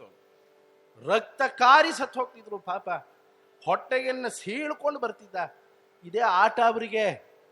ಇದರಲ್ಲಿ ಸಂತೋಷ, ಇನ್ನೊಬ್ಬರ ದುಃಖದಲ್ಲಿ ಸಂತೋಷವನ್ನು ಕಾಣುವಂಥದ್ದು. ಸ್ಯಾಡಿಸ್ಟ್ ಅಂತಾರಲ್ಲ ಹಾಗೆ, ಇನ್ನೊಬ್ಬರ ದುಃಖದಲ್ಲಿ ಸಂತೋಷ ಅವನಿಗೆ. ಈ ರೀತಿ ಮಾಡಿ ಸಾವಿರಾರು ಬ್ರಾಹ್ಮಣರನ್ನು ಸಾಯಿಸಿದ್ದಾರೆ. ದಿನ ಇದೇ ವೃತ್ತಿ ಅವರಿಗೆ. ದೇವತೆಗಳು ಪ್ರಾರ್ಥನೆ ಮಾಡಿದ್ರು, ಅಗಸ್ತ್ಯರೇ, ಇಂಥವ್ರಿಗೆ ಬುದ್ಧಿ ಕಲಿಸೋಕೆ ನೀವೇ ಸರಿ, ಇಂಥ ರಾಕ್ಷಸರಿಗೆ ಬುದ್ಧಿ ಕಲಿಸೋಕೆ ನೀವೇ ಸರಿ, ಒಂದು ಸ್ವಲ್ಪ ನೋಡ್ಕೊಳ್ಳಿ ಅಂದರು. ಆಯಿತು ಹೋದ್ರು ಅಗಸ್ತ್ಯರು. ಋಷಿಗಳು ಬಂದರು, ಅಗಸ್ತ್ಯರೇ ನಿಮಗೆ ವಿಚಾರ ಗೊತ್ತಿಲ್ವೇ? ಏನಪ್ಪ? ಇಲ್ವಲ್ಲ ವಾತಾಪಿ ಅಂತ ಇಬ್ಬರಿದ್ದಾರೆ, ಅವ್ರೇನಾದ್ರೂ ಶ್ರಾದ್ದ ಕರೆದ್ರು ಹೋಗ್ಬಿಡ್ಬೇಡಿ, ಕಥೆ ಮುಗೀತು, ಮಾಯೆ ಅದು, ಹೊಟ್ಟೆ ಒಡೆದು ಸಾಯ್ತೀರಿ ಅಂದರು ಅವರು. ಅನ್ನೋ ಹೊತ್ತಿಗೇನೆ ಬಂದರು, ಇಲ್ವಲ್ಲ ವಾತಾಪಿ ಅಲ್ಲಿ ಬಂದರು. ಬಂದ ಕೂಡಲೇ ಏನಪ್ಪ ಈಗ ಸದ್ಯಕ್ಕೆ ಶ್ರಾದ್ದ ಗಿದ್ದ ಇದೆಯೋ ಇಲ್ವೋ ಏನು ಕಥೆ ಇವರೇ ಕೇಳಿದ್ರು. ಸಂತೋಷ ಅಪ್ಪ ಅಣ್ಣ ಅಂತ ಹೇಳ್ದ. ವಾತಾಪಿ ಹೇಳ್ದ, ಅಣ್ಣ ಈ ಮನುಷ್ಯನಿಗೆ ಸಾಯೋಕೆ ಇಷ್ಟ ಆಸೆನಾ? ಯಾಕೆ ಹೇಳ್ತಾ ಇದ್ದ? ಸಾಯೋಕಲ್ಲ, ಸಾಯಿಸೋಕೆ. ಅದರ್ಥ ಆಗ್ಲಿಲ್ಲ ಅವರಿಗೆ. ಸಂತೋಷ. ನಾಳೆನೇ ಸ್ವಾಮಿ. ನಾಳೆ ಅಲ್ಲ, ಈಗಿನ್ನೂ 8 ದಿನಕ್ಕೆ ಒಂದು ಶ್ರಾದ್ದ ಮಾಡಿ. ಅದು ನಮ್ಮ ಮುತ್ತಜ್ಜಿದು, ನಾವೇ ಮಾಡ್ತಿದೀವಿ, ಇದು ನಾವೇ ಮಾಡ್ತಿದೀವಿ. ಮುತ್ತಜ್ಜಿ ಶ್ರಾದ್ದ ಅದು, ನೀವು ಬರಬೇಕು, ಬಹಳ ಹಿರಿಯರ ಶ್ರಾದ್ದ, ಚೆನ್ನಾಗಿ ಬಡಿಸ್ತೀವಿ ಅಂತ ಹೇಳಿದ್ರು. ನೋಡಿ, ಆಹಾರಕ್ಕೇನು ಕೊರತೆ ಆಗಬಾರ್ದು, ಚೆನ್ನಾಗಿ ಅಡುಗೆ ಮಾಡಬೇಕು, ಚೆನ್ನಾಗಿ ಬಡಿಸ್ಬೇಕು, ನಾನು ಸಾಕು ಅನ್ನೋವರೆಗೆ ಬಡಿಸ್ಬೇಕು. ಆಗ್ಬಹುದೇ? ಆಗ್ಬಹುದು ಸ್ವಾಮಿ. ಒಂದು ಸ್ವಲ್ಪ ಉಳಿಸ್ಬಾರ್ದು, ಒಂದು ತುಂಡು ಉಳಿಸೋ ಹಾಗಿಲ್ಲ, ಅಡುಗೆ ಮಾಡಿದ್ದಷ್ಟು ಬಡಿಸ್ಬೇಕು. ಆಯ್ತು ಸ್ವಾಮಿ, ಇದು ಸರಿ, ಬರ್ತೀನಿ, ಹೋಗಿ. ಏನ್ರಿ ಹೋದ್ರೆ ಸಾಯ್ತೀರಿ ಕಣ್ರಿ, ಹೋಗ್ಬೇಡಿ ಅಂತಂದ್ರು. ಸ್ವಲ್ಪ ಇರಿ ಇದ್ರು ಅವರು ಅಗಸ್ತ್ಯರು, ಸ್ವಲ್ಪ ಇರಿ, ಆಮೇಲೆ ನೋಡಿ ತಮಾಷೆನ ಅಂಥೇಳಿ ಅಗಸ್ತ್ಯರು ಹೋದರು. ಅಗಸ್ತ್ಯೇನ ತದಾ ದೇವೈಃ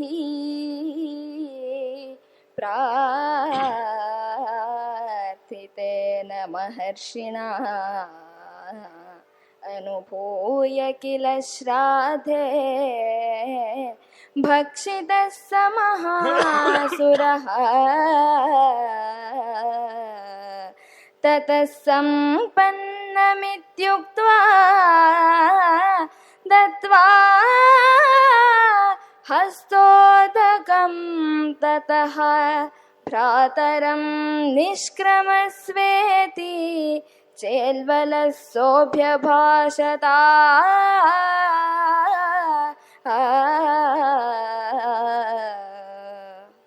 ಹೋದ್ರು.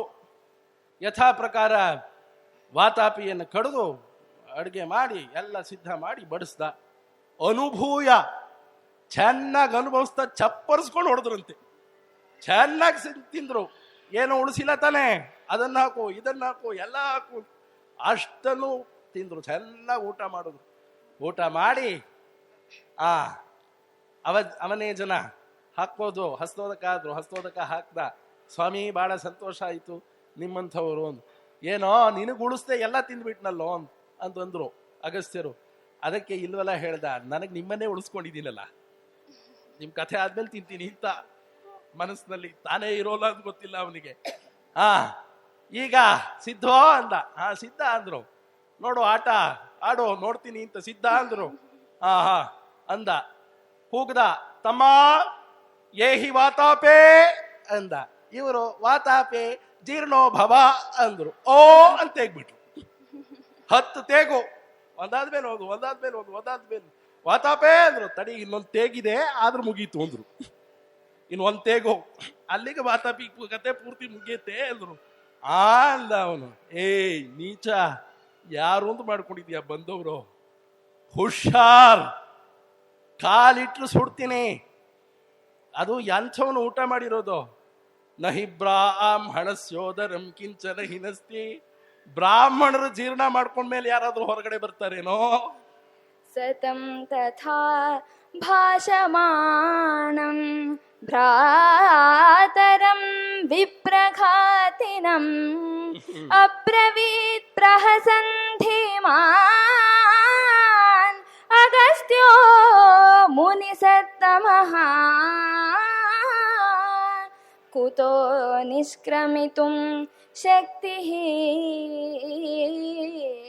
ಕುತೋ ನಿಷ್ಕ್ರಮಿತುಂ ಶಕ್ತಿಃ ಮಯಾ ಜೀರ್ಣಸ್ಯ ರಕ್ಷಸಃ ಭ್ರಾತುಸ್ತೆ ಮೇಷರೂಪಸ್ಯ ಗತಸ್ಯ ಯಮಸಾಧನಂ ಪ್ರಾತುಸ್ತೆ ಮೇಷರೂಪಸ್ಯ ಗತಸ್ಯ ಯಮಸಾಧನಂ. ನಗ್ತಾ ಹೇಳಿದ್ರಂತೆ ಅಗಸ್ತ್ಯ ಮಹರ್ಷಿಗಳು, ಏನಪ್ಪ ಇಲ್ವಲ್ಲ, ನಾನ್ ಜೀರ್ಣಿಸ್ಕೊಂಡ ಮೇಲೆ ಬದುಕ್ತಾನೇನೋ ಅವನು. ಅದೇ ಕುರಿ, ನಿನ್ ತಮ್ಮ ಕುರಿ ರೂಪಿನ ಆ ರಾಕ್ಷಸ ಬದುಕ್ತಾನೆ, ಪೂರ್ತಿ ಜೀರ್ಣ ಆಗಾಯ್ತು. ಅಲ್ಲಿ ಯಮಲೋಕ ಕಳಿಸಿದ್ದೀನಿ, ಅಲ್ಲಿ ಸಿಗ್ತಾನೆ, ಯೋಚನೆ ಮಾಡಬೇಡ, ನಿನ್ನನ್ನು ಅಲ್ಲಿಗೆ ಕಳಿಸ್ತೀನಿ. ಹೇಗೆ ಬಿಟ್ಟಿರೋದು ಅವನನ್ನ ಅಂತ ಯೋಚನೆ ಮಾಡಬೇಡ, ಇನ್ನೊಂದು ಸ್ವಲ್ಪ ಹೊತ್ತು ನೀನು ಅಲ್ಲಿಗೆ ಹೋಗ್ತೀಯ, ನಿನ್ನನ್ನು ಅಲ್ಲಿಗೆ ಕಳಿಸ್ತೀನಿ ಅಂದರು. ಸಿಟ್ಟು ಬಂದ್ಬಿಡ್ತು, ಎಲ್ಲ ನನ್ನ ತಮ್ಮನ್ನು ಜೀರ್ಣ ಮಾಡ್ಕೊಳ್ತೀರಿ ಅಂತ ಹೊಡೆಯೋದಕ್ಕೆ ಅಂತ ಬಂದ್ರು ಬಿಡ್ತಾರೇನೋ, ಎಂಥವರು ಇರೋದು ಅಗಸ್ತ್ಯರು. ಅಥ ತಸ್ಯ ವಚ ಶ್ರುತ್ವಾ ಭ್ರಾತುರ್ನಿಧನ ಸಂಶ್ರಯಂ ಪ್ರದರ್ಶಯಿತುಮಾರೇಭೆ ಮುನಿಂ ಕ್ರೋಧಾನ್ನಿಶಾಚರಃ ಪ್ರದರ್ಶಯಿತುಮಾರೇಭೆ ಮುನಿಂ ಕ್ರೋಧಾನ್ನಿಶಾಚರಃ ಸೋಭಿದ್ರವನ್ ಮುನಿಶ್ರೇಷ್ಠಂ ಮುನಿನಾ ದೀಪ್ತತೇಜಸಾ ಚಕ್ಷುಷಾ ನಲಕಲ್ಪೇನ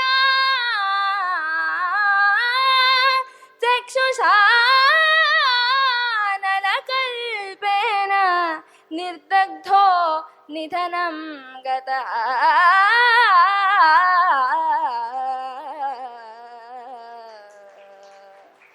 ಕೂಗಾಡಕ್ಕೆ ಶುರು ಮಾಡ್ದ, ನಿಮ್ಮನ್ನು ಸೀಳಿಬಿಡ್ತೀನಿ, ಕಡಿತೀನಿ, ಹಾಗೆ ಮಾಡ್ತೀನಿ, ಹೀಗೆ ಮಾಡ್ತೀನಿ.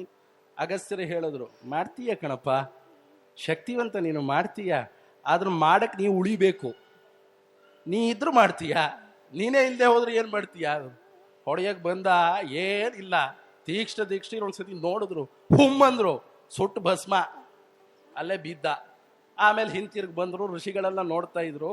ಏನೋ ಆಶ್ಚರ್ಯ ಪಡಬೇಡಿ, 2 ಎಲಡಿಕೆ ತೊಗೊಂಡ್ಬಂದಿದ್ರು, ಚೆನ್ನಾಗಿ ಎಲಡಿಕೆ ಹಾಕ್ಕೊಂಡು ವಿಶ್ರಮಿಸಿದ್ರು ಅಗಸ್ತ್ಯರು.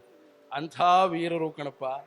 ವಾತಾಪಿ ಇಲ್ಲದರನ್ನ ವಧಿಸಿ ಈ ದಕ್ಷಿಣ ದಿಕ್ಕಿಗೆ ಆಶ್ರಯದಾತರಾಗಿದ್ದಾರೆ, ಮಹಾನುಭಾವರು ಅಂತ ಹೇಳ್ತಾ ಅಗಸ್ತ್ಯರ ತಮ್ಮನ ಆಶ್ರಮಕ್ಕೆ ಹೋಗಿದ್ದಾರೆ. ಅಲ್ಲೇ ರಾತ್ರಿ ಉಳಿದಿದ್ದಾರೆ. ಮಾರನೇ ದಿವಸ ಎದ್ದು ಅವರ ಅನುಜ್ಞೆಯನ್ನು ಪಡೆದು ಅಗಸ್ತ್ಯರ ಆಶ್ರಮ ಕಡೆಗೆ ಹೋಗ್ತಾ ಇದ್ದಾರೆ.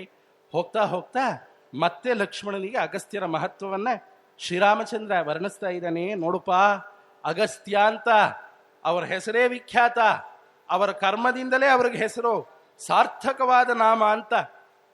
ಅಗಸ್ತ್ಯ ಇತಿ ವಿಖ್ಯಾತೋ ಲೋಕೆ ಸ್ವೇನೈವ ಕರ್ಮಣ ಆಶ್ರಮೋ ದೃಶ್ಯತೆ ತಸ್ಯ ಪರಿಶ್ರಾಂತ ಶ್ರಮಾಪಹಃ ಯದಾ ಪ್ರಭೃತಿ ಚಾಕ್ರಾಂತ ದಿಗಿಯಂ ಪುಣ್ಯಕರ್ಮಣ ತದಾ ಪ್ರಭೃತಿ ನಿರ್ವೈರಾಹ ಪ್ರಶಾಂತಾಃ ಪಿಶಿತಾಶನಾಃ ನಾಮ್ನಾ ಚೇಯಂ ಭಗವತೋ ದಕ್ಷಿಣಾ ದಿಕ್ಪ್ರದಕ್ಷಿಣಾ ಪ್ರಥಿತಾ ತ್ರಿಷು ಲೋಕೇಷು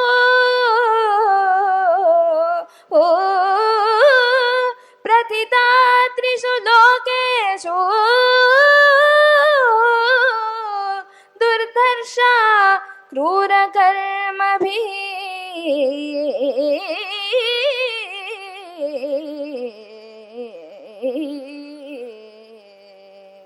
ಅಗಸ್ತ್ಯ ಅಂತ ಸಾರ್ಥಕವಾದಂತಹ ಹೆಸರು, ಸುಮ್ಮನೆ ಹೆಸರಿಟ್ಟಿಲ್ಲ ಅವರಿಗೆ. ಅಗಂ ಪರ್ವತಂ ಸ್ತಂಭಯತಿ ಇತ್ಯಗಸ್ತ್ಯ. ಪರ್ವತವನ್ನು ತಡೆದಿದ್ದರಿಂದ ಇವರಿಗೆ ಅಗಸ್ತ್ಯ ಅಂತ ಹೆಸರು ಬಂದಿದೆ. ಅಂಥ ಮಹಾನುಭಾವರು ಇವರು ದಕ್ಷಿಣ ದಿಕ್ಕಿಗೆ ಬಂದ್ರೂಪ. ರಾಕ್ಷಸರು ಯಾರೋ ದಕ್ಷಿಣ ದಿಕ್ಕನ್ನೇ ನೋಡಿಲ್ಲ ಅಂತ ಯಾರೋ ಒಬ್ಬ ರಾಕ್ಷಸ ಹೇಳದಂತೆ, ಅದೇ ದಕ್ಷಿಣ ದಿಕ್ಕಲ್ಲಿ ಒಂದು ಮರ, ದಕ್ಷಿಣ ದಿಕ್ಕಿನ ತಂಟೆಗೆ ಮಾತ್ರ ಬರಬೇಡ, ಬೇರೆ ಏನಾದರೂ ಹೇಳು, ದಕ್ಷಿಣದ ಹೆಸರನ್ನು ಮಾತ್ರ ಹೇಳಬೇಡ ಅಂತ. ಅಂಥ ಭಯ, ದಕ್ಷಿಣ ದಿಕ್ಕನ್ನು ಹೆಸರು ಹೇಳೋಕೆ ಭಯ ರಾಕ್ಷಸರಿಗೆ. ಹಾಗಾಗ್ಬಿಟ್ಟಿದೆ. ಇನ್ನು ಕೆಲವು ಜನ ಇದ್ರಂತೆ, ಅಗಸ್ತ್ಯರು ದಕ್ಷಿಣಕ್ಕೆ ಬಂದ್ಮೇಲೆ ರಾಕ್ಷಸರು ಕೂಡ ವಿನೀತರಾದ್ರಂತೆ. ನೋಡಿ ಆ ಪ್ರಭಾವ ಹೇಗಿದೆ. ಮನುಷ್ಯ ಮಾಂಸವನ್ನು ತಿನ್ನುವಂತಹ ರಾಕ್ಷಸರು ಇವರ ಪ್ರಭಾವ ಮಾತ್ರದಿಂದ ವಿನೀತರಾಗಿದ್ದಾರೆ. ಕಷ್ಟ ಕಣಪ್ಪ, ಅಗಸ್ತ್ಯರು ಬಂದ್ಮೇಲೆ ನಾವು ಹೀಗಿದ್ರು ಬದುಕೋದು ಕಷ್ಟ ಅಂತ ಹೇಳಿ ಪರಿವರ್ತನೆ ಆಗಿಬಿಟ್ಟಿದ್ದಾರೆ. ಅಂಥ ಮಹಾನುಭಾವರು ಇವರು ಬಂದ್ಮೇಲೆ ದಕ್ಷಿಣ ದಿಕ್ಕು ರಾಕ್ಷಸರ ದಿಕ್ಕು ಅಂತ ಆಗಿತ್ತಲ್ಲ, ಅದು ಪ್ರದಕ್ಷಿಣ ಆಗ್ಬಿಡ್ತು, ಪ್ರದಕ್ಷಿಣೆಗೆ ಯೋಗ್ಯವಾಗ್ಬಿಡ್ತು. ಹೋಗ್ಬರ್ರಿ ಒಂದು ಪರಿಕ್ರಮ, ನರ್ಮದಾ ಪರಿಕ್ರಮ ಅಂತಾರಲ್ಲ, ಹಾಗೊಂದು ದಕ್ಷಿಣ ದಿಕ್ಕಿಗೆ ಪರಿಕ್ರಮ ಹಾಕ್ಬರ್ರಿ ಅಂತ ಹೇಳ್ತಾರೆ. ಅಷ್ಟು ಪುಣ್ಯ ಬರುತ್ತೆ ಅಂತ, ಅಗಸ್ತ್ಯರಿರೋ ದಿಕ್ಕು ಅಂತ. ಹಾಗಾಗ್ಬಿಡ್ತು. ಅಂಥ ಮಹಾನುಭಾವರು ಕಣಪ್ಪ. ಅವರ ಪ್ರಭಾವವನ್ನು ಏನು ಅಂತ ಹೇಳೋದು, ಒಂದು ಕಥೆ ಹೇಳ್ತೀನಿ ಲಕ್ಷ್ಮಣ. ಒಮ್ಮೆ ಗತಿಂ ನಿರೋಧುಂ ನಿರತೋ ಭಾಸ್ಕರಸ್ಯಾಚಲೋತ್ತಮಃ ನಿದೇಶಂ ಪಾಲಯನ್ ಯಸ್ಯ ವಿಂಧ್ಯಶೈಲೋ ನ ವರ್ಧತೆ ನಿದೇಶಂ ಪಾಲಯನ್ ಯಸ್ಯ ವಿಂಧ್ಯಶೈಲೋ ನ ವರ್ಧತೆ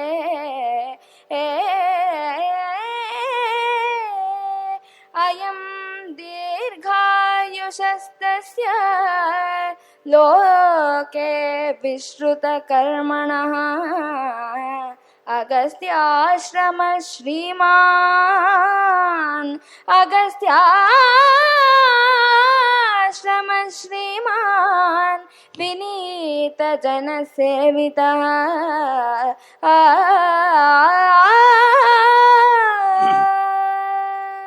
ಒಮ್ಮೆ ವಿಂಧ್ಯ ಪರ್ವತಕ್ಕೂ ಮೇರು ಪರ್ವತಕ್ಕೂ ಸ್ಪರ್ಧೆ ಆಗ್ಬಿಡ್ತು.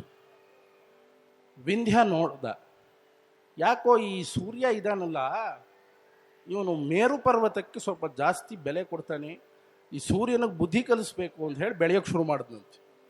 ಎಷ್ಟು ಬೆಳೆದು ಬಿಟ್ಟ ಅಂದರೆ ಸೂರ್ಯನ ಚಲನೆಗೆ ಅಡ್ಡಿ ಆಗಬೇಕು, ಅಷ್ಟು ಬೆಳೆದು ಬಿಟ್ಟ.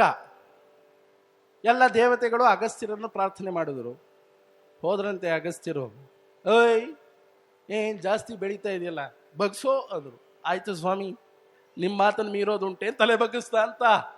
ಅಗಸ್ತ್ಯರು ಒಮ್ಮೆ ಆದೇಶ ಕೊಟ್ಟು ಕೂಡಲೇ ಅವನು ತಗ್ಗು ಹೋಗ್ಬಿಟ್ಟ. ಯಾರೋ ವಿಂಧ್ಯ ಪರ್ವತ.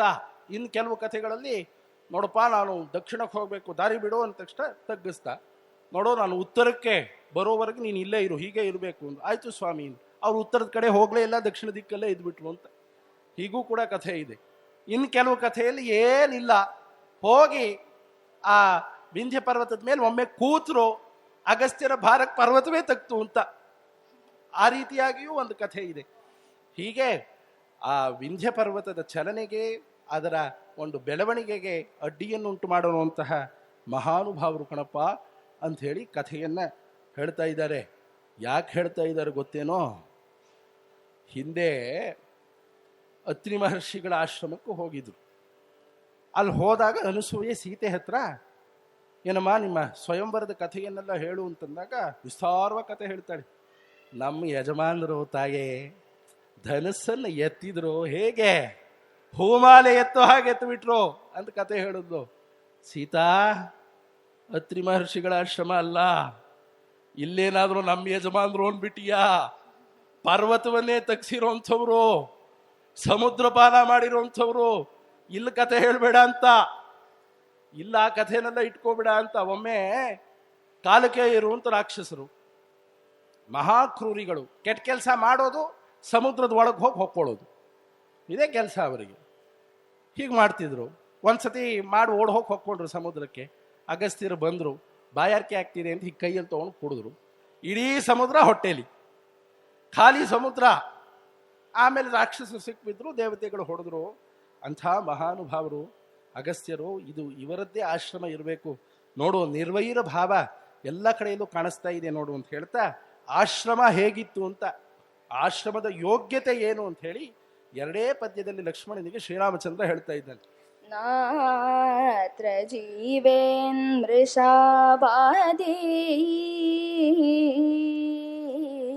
ನಾತ್ರ ಜೀವೇನ್ ಮೃಷಾವಾದಿ ಕ್ರೂರೋ ವಾ ಯದಿ ವಾ ಶಠಃ ನೃಶಂಸಃ ಕಾಮವೃತ್ತೋ ವಾ ಮುನಿರೇಶ ತಥಾವಿಧಃ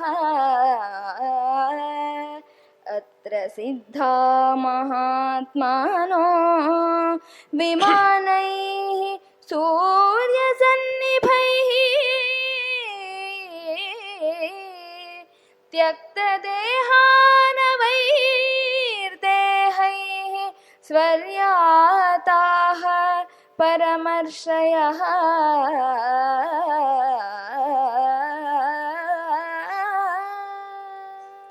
ಅವರ ಆಶ್ರಮದ ಯೋಗ್ಯತೆ ಎಂಥದ್ದು ಅಂತಂದ್ರೆ ನಾತ್ರ ಜೀವೇನ್ ಮೃಷಾವಾದಿ. ಅವರ ಆಶ್ರಮದಲ್ಲಿ ಸುಳ್ಳು ಅನ್ನೋದೇ ಇರಲಿಲ್ಲ. ಯಾರಾದರೂ ಸುಳ್ಳು ಹೇಳಿದ್ರೆ ಅವನು ಉಳಿತಿರಲಿಲ್ಲ ಅಂತ. ಅವ್ರ ಪ್ರಭಾವವೇ ಹಾಗೆ. ಸುಳ್ಳು ಹೇಳೋರು ಅಲ್ಲಿ ಇರೋ ಹಾಗೆ ಇಲ್ಲ. ಅಂಥ ಆಶ್ರಮ. ಅಲ್ಲಿ ಯಾರೂ ಹಠಮಾರಿಗಳಿರಲಿಲ್ಲ, ಕ್ರೂರಿಗಳಿರಲಿಲ್ಲ, ಅಸೂಯೆ ಇರೋರು ಇರಲಿಲ್ಲ, ಅತ್ಯಾಸೆ ಇರೋರು ಇರಲಿಲ್ಲ. ಅಂಥ ಆಶ್ರಮ. ಎಲ್ಲ ಪ್ರಾಣಿಗಳು ಒಟ್ಟಾಗಿದೆ. ಎಲ್ಲ ಕಡೆಯಲ್ಲೂ ಶಾಂತಿ, ಎಲ್ಲ ಕಡೆಯಲ್ಲೂ ಆ ವಿಶೇಷವಾದಂತಹ ಪ್ರಭೆ, ಸಾತ್ವಿಕತೆ ಹರಡಿದೆ. ಮೇಲ್ ನೋಡ್ತಾರಂತೆ ಆಕಾಶವನ್ನ. ಆಕಾಶದಲ್ಲಿ ಏನೋ ವಿಮಾನಗಳ ರಶ್, ವಿಮಾನಗಳ ಸಂದಣಿ, ಸಾಲಾಗಿ ನಿಂತಿದೆ ವಿಮಾನಗಳು. ಏನ್ರಿ ಅಷ್ಟು ವಿಮಾನ ನಿಂತಿದೆಯಲ್ಲ ಅಂತಂದ್ರೆ, ಅಗಸ್ತ್ಯರಿಂದ ಅನುಗೃಹೀತರಾದಂತಹ ಸಿದ್ಧಿಯಾದಂತಹ ಸಾಧಕರನ್ನ ದೇವಾದಿ ದೇವತೆಗಳು ವಿಮಾನದಲ್ಲಿ ಕರ್ಕೊಂಡು ಹೋಗ್ತಾ ಇದ್ದಾರೆ. ಅದಕ್ಕಷ್ಟು ವಿಮಾನ. ಸರ್ತಿಲ್ ನಿಲ್ಬೇಕು ವಿಮಾನರು, ಇವರು ಒಬ್ಬೊಬ್ರು ಕ್ಯೂ ಹತ್ಬೇಕು ಅಂದ್ರೆ ಅಷ್ಟು ಸಾಧಕರಿದ್ರು ಅಂತ. ಅಂಥ ಸಾಧಕರಿದ್ರು ಅವರ ಆಶ್ರಮದಲ್ಲಿ, ಅಂಥ ಮಹಾತ್ಮರು ಅಗಸ್ತ್ಯರು ಅಂತ ಹೇಳಿ ಶ್ರೀರಾಮಚಂದ್ರ ಹೇಳಿ, ನೋಡಪ್ಪ ಲಕ್ಷ್ಮಣ, ನೀನು ಹೋಗಿ ಅಗಸ್ತ್ಯಾಶ್ರಮವನ್ನು ಪ್ರವೇಶ ಮಾಡಿ, ಹೀಗೆ ನಾವೆಲ್ಲ ಬಂದಿದ್ದೀವಿ, ಆಶ್ರಮ ಪ್ರವೇಶಕ್ಕೆ ಅನುಮತಿ ಏನು ಕೇಳ್ಕೊಂಬ, ಅಲ್ಲಿವರೆಗೂ ನಾವು ಇಲ್ಲೇ ನಿಂತಿರ್ತೀವಿ ಅಂದರು. ನೋಡು ರಾಮನ ಆ ವಿನಯ ಹೇಗಿದೆ. ನೀನು ಹೋಗಿ ವಿಚಾರಿಸ್ಕೊಂಬ ಅಂತ ನೋಡ. ಲಕ್ಷ್ಮಣ ಬಂದಿದ್ದಾನೆ. ಒಬ್ಬ ವಟು ಅವನ ಬಳಿಗೆ ಬಂದು ತನ್ನ ಪರಿಚಯವನ್ನು ಲಕ್ಷ್ಮಣ ಹೇಳ್ಕೊಳ್ತಾ ಇದ್ದಾನೆ. ನೋಡಿ ಲಕ್ಷ್ಮಣ ತನ್ನನ್ನು ಹೇಗೆ ಪರಿಚಯ ಮಾಡಿಕೊಳ್ತಾನೆ ಅಂತ. ಲಕ್ಷ್ಮಣೋ ನಾಮ ತಸ್ಯಾಹಂ ಭ್ರಾತಾ ತ್ವವರಜೋ ಹಿತಃ ಅನುಕೂಲಶ್ಚ ಭಕ್ತಶ್ಚ ಯದಿತೆ ಶ್ರೋತ್ರಮಾಗತಃ. ನೋಡಪ್ಪ, ನಾನು ಶ್ರೀರಾಮಚಂದ್ರನ ತಮ್ಮ. ಇನ್ನೂ ಹೆಚ್ಚಾಗಿ ಹೇಳಬೇಕೋ ಅವನ ಶಿಷ್ಯ, ಇನ್ನೂ ಹೆಚ್ಚು ಹೇಳಬೇಕೋ ಅವನ ಭಕ್ತ, ಇನ್ನೂ ಹೆಚ್ಚಾಗಿ ಕೇಳಿದ್ರೆ ಅವನೇ ನನಗೆ ಸರ್ವಸ್ವ. ರಾಮಚಂದ್ರನನ್ನು ಬಿಟ್ಟು ಬೇರೆ ನನಗೇನೂ ಇಲ್ಲ ಅಂಥವನು. ಅವನ ದಾಸ ನಾನು ಬಂದಿದ್ದೇನೆ, ನಮ್ಮ ಅಣ್ಣ ಕಳಿಸಿದ್ದಾನೆ. ಸೀತಾ, ಲಕ್ಷ್ಮಣ, ಶ್ರೀರಾಮಚಂದ್ರ, ನಾವು 3 ಜನನೂ ಇದ್ದೀವಿ. ನೀವು ಅನುಮತಿ ಕೊಟ್ಟರೆ ಅಗಸ್ತ್ಯರ ದರ್ಶನವಾಗಬೇಕು, ಪ್ರವೇಶ ಮಾಡ್ತೀವಿ ಅಂತ ಹೇಳ್ದ. ಆ ವಟು ಇದ್ನಲ್ಲ ಪಾಪ, ಹೊಸದಾಗಿ ಅಧ್ಯಯನಕ್ಕೆ ಬಂದಿದ್ದ ಅಂತ ಕಾಣಿಸುತ್ತೆ ಆತ. ಆಯಿತು, ನಮ್ಮ ಗುರುಗಳನ್ನು ಕೇಳಿ ಹೇಳ್ತೀನಿ ಅಂತ ಒಳಗಡೆ ಬಂದ. ನಮ್ಮ ಗುರುಗಳನ್ನು ಕೇಳಿ ಹೇಳ್ತೀನಿ ಅಂತ ಒಳಗಡೆ ಬಂದ. ಇವರು ಯಜ್ಞಶಾಲೆಯಲ್ಲಿದ್ದಾರೆ. ಒಳಗಡೆ ಬಂದು, ಗುರುಗಳೇ, ಯಾರೋ ರಾಮ ಅಂತ ಬಂದಿದ್ದಾನಂತೆ ಅಂತ ಅಂದಪ್ಪ. ಅಗಸ್ತ್ಯರು ಏನಂದೆ? ಮತ್ತೆ ಹೇಳೋ. ಅದೇ ಯಾರೋ ರಾಮ ಅಂತ. ನಮ್ಮ ಪರಮ ಸೌಭಾಗ್ಯ. ದಿಷ್ಟ್ಯಾ ರಾಮಶ್ಚಿರಸ್ಯಾದ್ಯ ದ್ರಷ್ಟುಂ ಮಾಂ ಸಮುಪಾಗತಃ. ದಿಷ್ಟ್ಯಾ ರಾಮಶ್ಚಿರಸ್ಯಾದ್ಯ ದ್ರಷ್ಟುಂ ಮಾಂ ಸಮುಪಾಗತಃ. ಮನಸಾ ಕಾಂಕ್ಷಿತಂ ಹ್ಯಸ್ಯ ಮಯಾಪ್ಯಾಗಮನಂ ಪ್ರತಿ.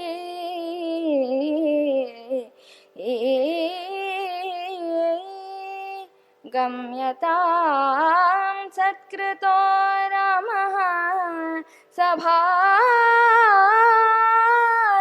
ಸಹ ಲಕ್ಷ್ಮಣಃ. ಪ್ರವೇಶ್ಯತಾಂ ಸಮೀಪಂ ಮೇ ಕಿಂ ಚಾಸೌ ನ ಪ್ರವೇಶಿತಃ. किं चासौ न प्रवेशितः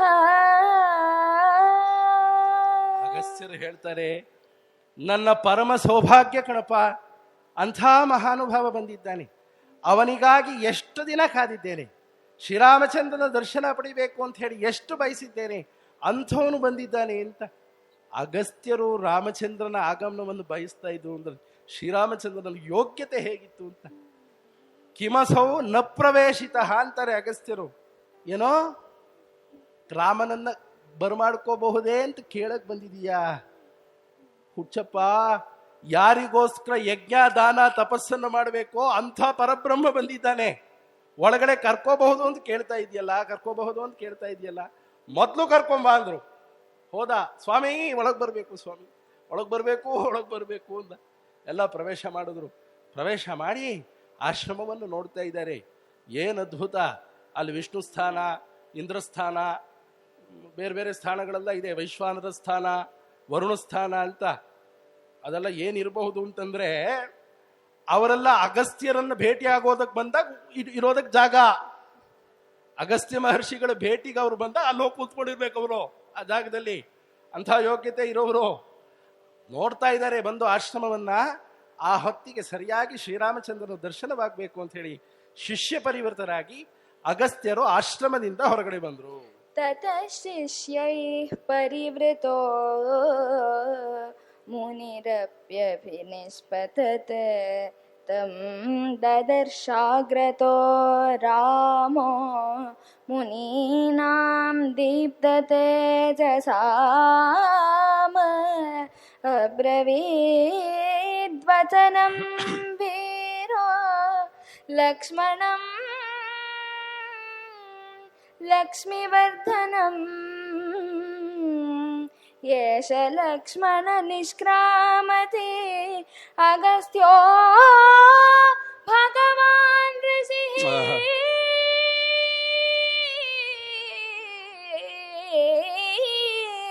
अगस्त्यो भगवान् ऋषिः औदार्येणावगच्छामि निधानं तपसामिमम् औदार्येणावगच्छामि निधानं तपसामिमम्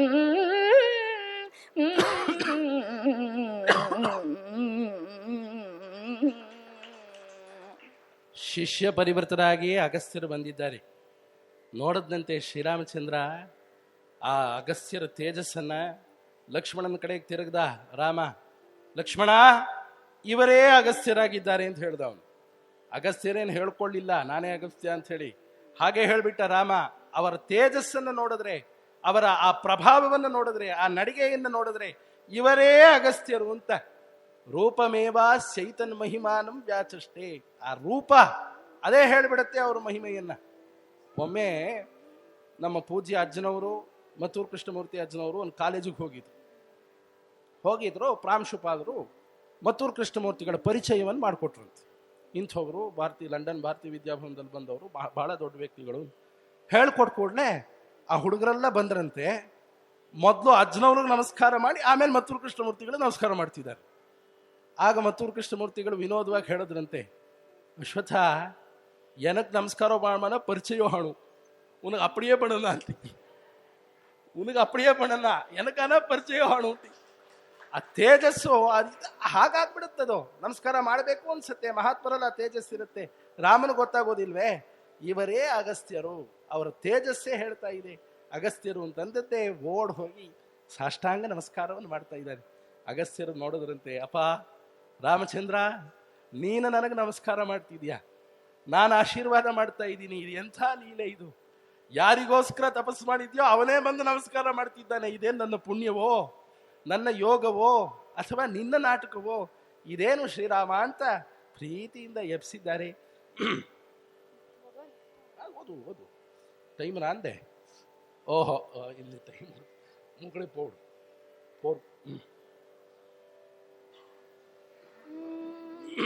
इदं दिव्यं महच्चापं हेमरत्नविभूषितम्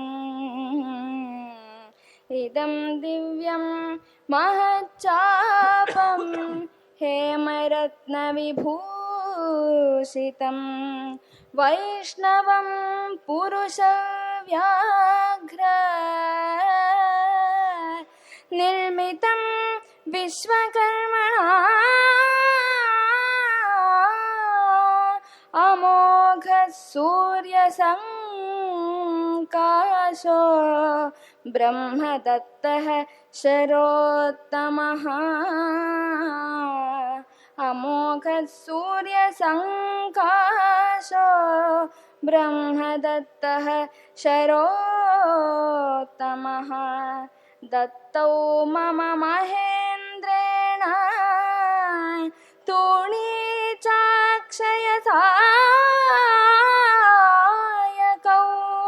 सम्पूर्णौ निशितैर्बाणैः ज्वलद्भिरिव पावकैः महारजतकोशोऽयम् असिर्हेमविभूषितः महारजतकोशोऽयम् असिर्हेमविभूषितः ಅಗಸ್ತ್ಯರಿಗೆ ನಮಸ್ಕಾರ ಮಾಡೋಣ. ಅರ್ಘ್ಯಪಾದ್ಯಾದಿಗಳನ್ನೆಲ್ಲ ಕೊಟ್ಟು ಅಗಸ್ತ್ಯರು ಸತ್ಕರಿಸಿ ಅಗ್ನಿಹೋತ್ರದ ವೇಳೆ ಅಂತ ಮೊದಲು ಅಗ್ನಿಹೋತ್ರ ಮಾಡ್ತಾರೆ. ಆಮೇಲೆ ತರ್ಪಣವನ್ನು ಕೊಟ್ಟು ಶ್ರೀರಾಮಚಂದ್ರನ ಬಳಿಗೆ ಬಂದು, ರಾಮ, ಲೋಕ ಕಲ್ಯಾಣಕ್ಕಾಗಿ ನೀನು ಹೋಗ್ತಾ ಇದೀಯಾ, ನಿನಗೆ ಕೊಡಬೇಕಾದಂತಹ ನಿನ್ನದೇ ಆದಂತಹ ಅಮೂಲ್ಯವಾದ ವಸ್ತುಗಳಿದೆ ಅಂತ ಕರ್ಕೊಂಡು ಹೋಗಿ ತೋರಿಸ್ತಾರೆ. ಮಹಾಧನಸ್ಸು ನೋಡಪ್ಪ, ಇದು ವೈಷ್ಣವ ಧನಸ್ಸು. ಪಕ್ಕದಲ್ಲಿರುವಂಥದ್ದು ಬ್ರಹ್ಮಾಸ್ತ್ರ, ಬ್ರಹ್ಮ ಕೊಟ್ಟಿರುವಂಥದ್ದು.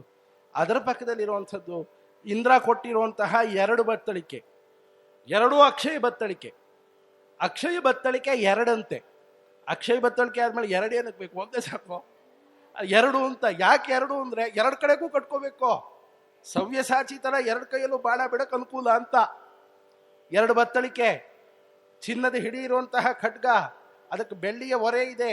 ದಿವ್ಯವಾದಂತಹ ವಸ್ತುಗಳು. ವೈಷ್ಣವ ಧನಸ್ಸು ನಿನ್ನದೇ, ನಿನ್ನದೇ ಧನಸ್ಸು ತುಭ್ಯಂಬೋ ವಸ್ತು ಗೋವಿಂದ ತುಭ್ಯಮೇವ ಸಮರ್ಪಯೇ. ನಿನ್ನದೇ ವಸ್ತು, ನೀನು ಕೊಡ್ತಾ ಇದ್ದೀನಿ, ಇದನ್ನು ನೀನು ಧರಿಸ್ಬೇಕು, ಲೋಕ ಕಲ್ಯಾಣವಾಗಬೇಕು. ಅನೇನ ಧನುಷಾ ರಾಮ ಹತ್ವಾ ಸಂಖ್ಯೆ ಮಹಾಸುರಾನ್ ಆಜಹಾರ ಶ್ರಿಯಂ ದೀಪ್ತಾಂ ಆಜಹಾರ ಶ್ರಿಯಂ ದೀಪ್ತಾಂ ಪುರಾ ವಿಷ್ಣುರ್ದಿವೌಕಸಾಮ ತದ್ದನಸ್ತೌ ಚತುರ್ಣೀರೌ ಶರಂ ಖಡ್ಗಂ ಚ ಮಾನದಾ ಜಯಾಯ ಪ್ರತಿಗೃಹೀಷ್ವ ಜಯಾಯ ಪ್ರತಿಗೃಹೀಷ್ವ ವಜ್ರಂ ವಜ್ರಧರೋ ಯಥಾ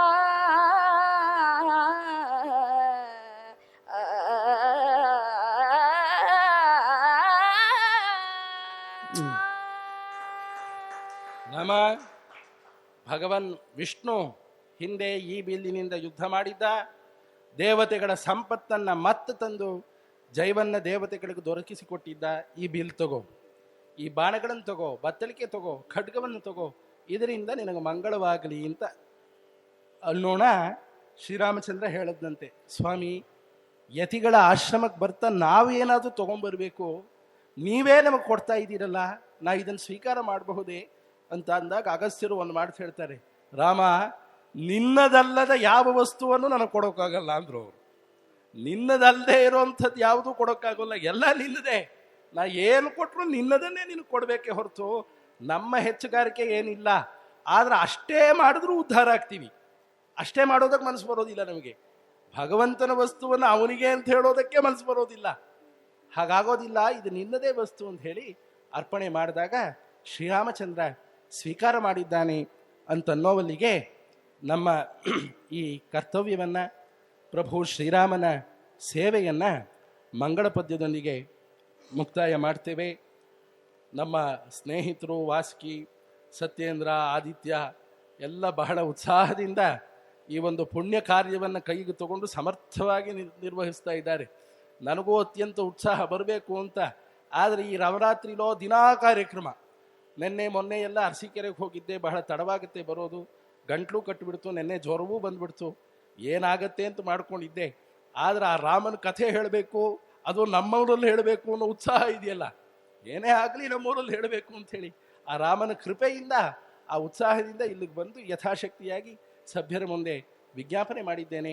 ಭಗವಂತ ಮಳೆಯನ್ನೂ ಕೂಡ ಇಂದು ಅನುಗ್ರಹಿಸಿ ನಮಗೆಲ್ಲರಿಗೂ ಕೂಡ ಅನುಗ್ರಹವನ್ನು ಮಾಡಿದ್ದಾನೆ. ಆ ಶ್ರೀರಾಮಚಂದ್ರನ ಕೃಪೆ ನಮ್ಮೆಲ್ಲರ ಮೇಲೂ ಇರಲಿ. ಇನ್ನೊಂದು ಮಾತು ಏನು ಅಂತಂದರೆ, ರಾಮಾಯಣ ಮಹಾಭಾರತವೇ ನಮ್ಮೂರಿನ ಜೀವಾಳ.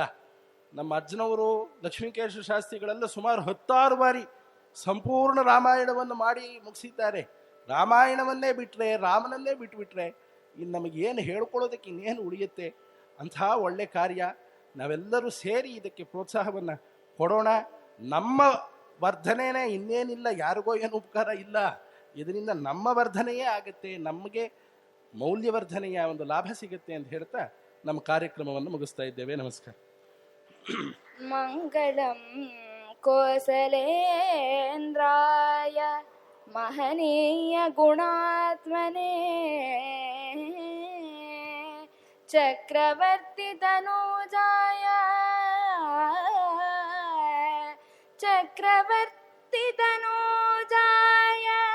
ಸಾರ್ವಭೌಮಾಯ ಮಂಗಳಂ.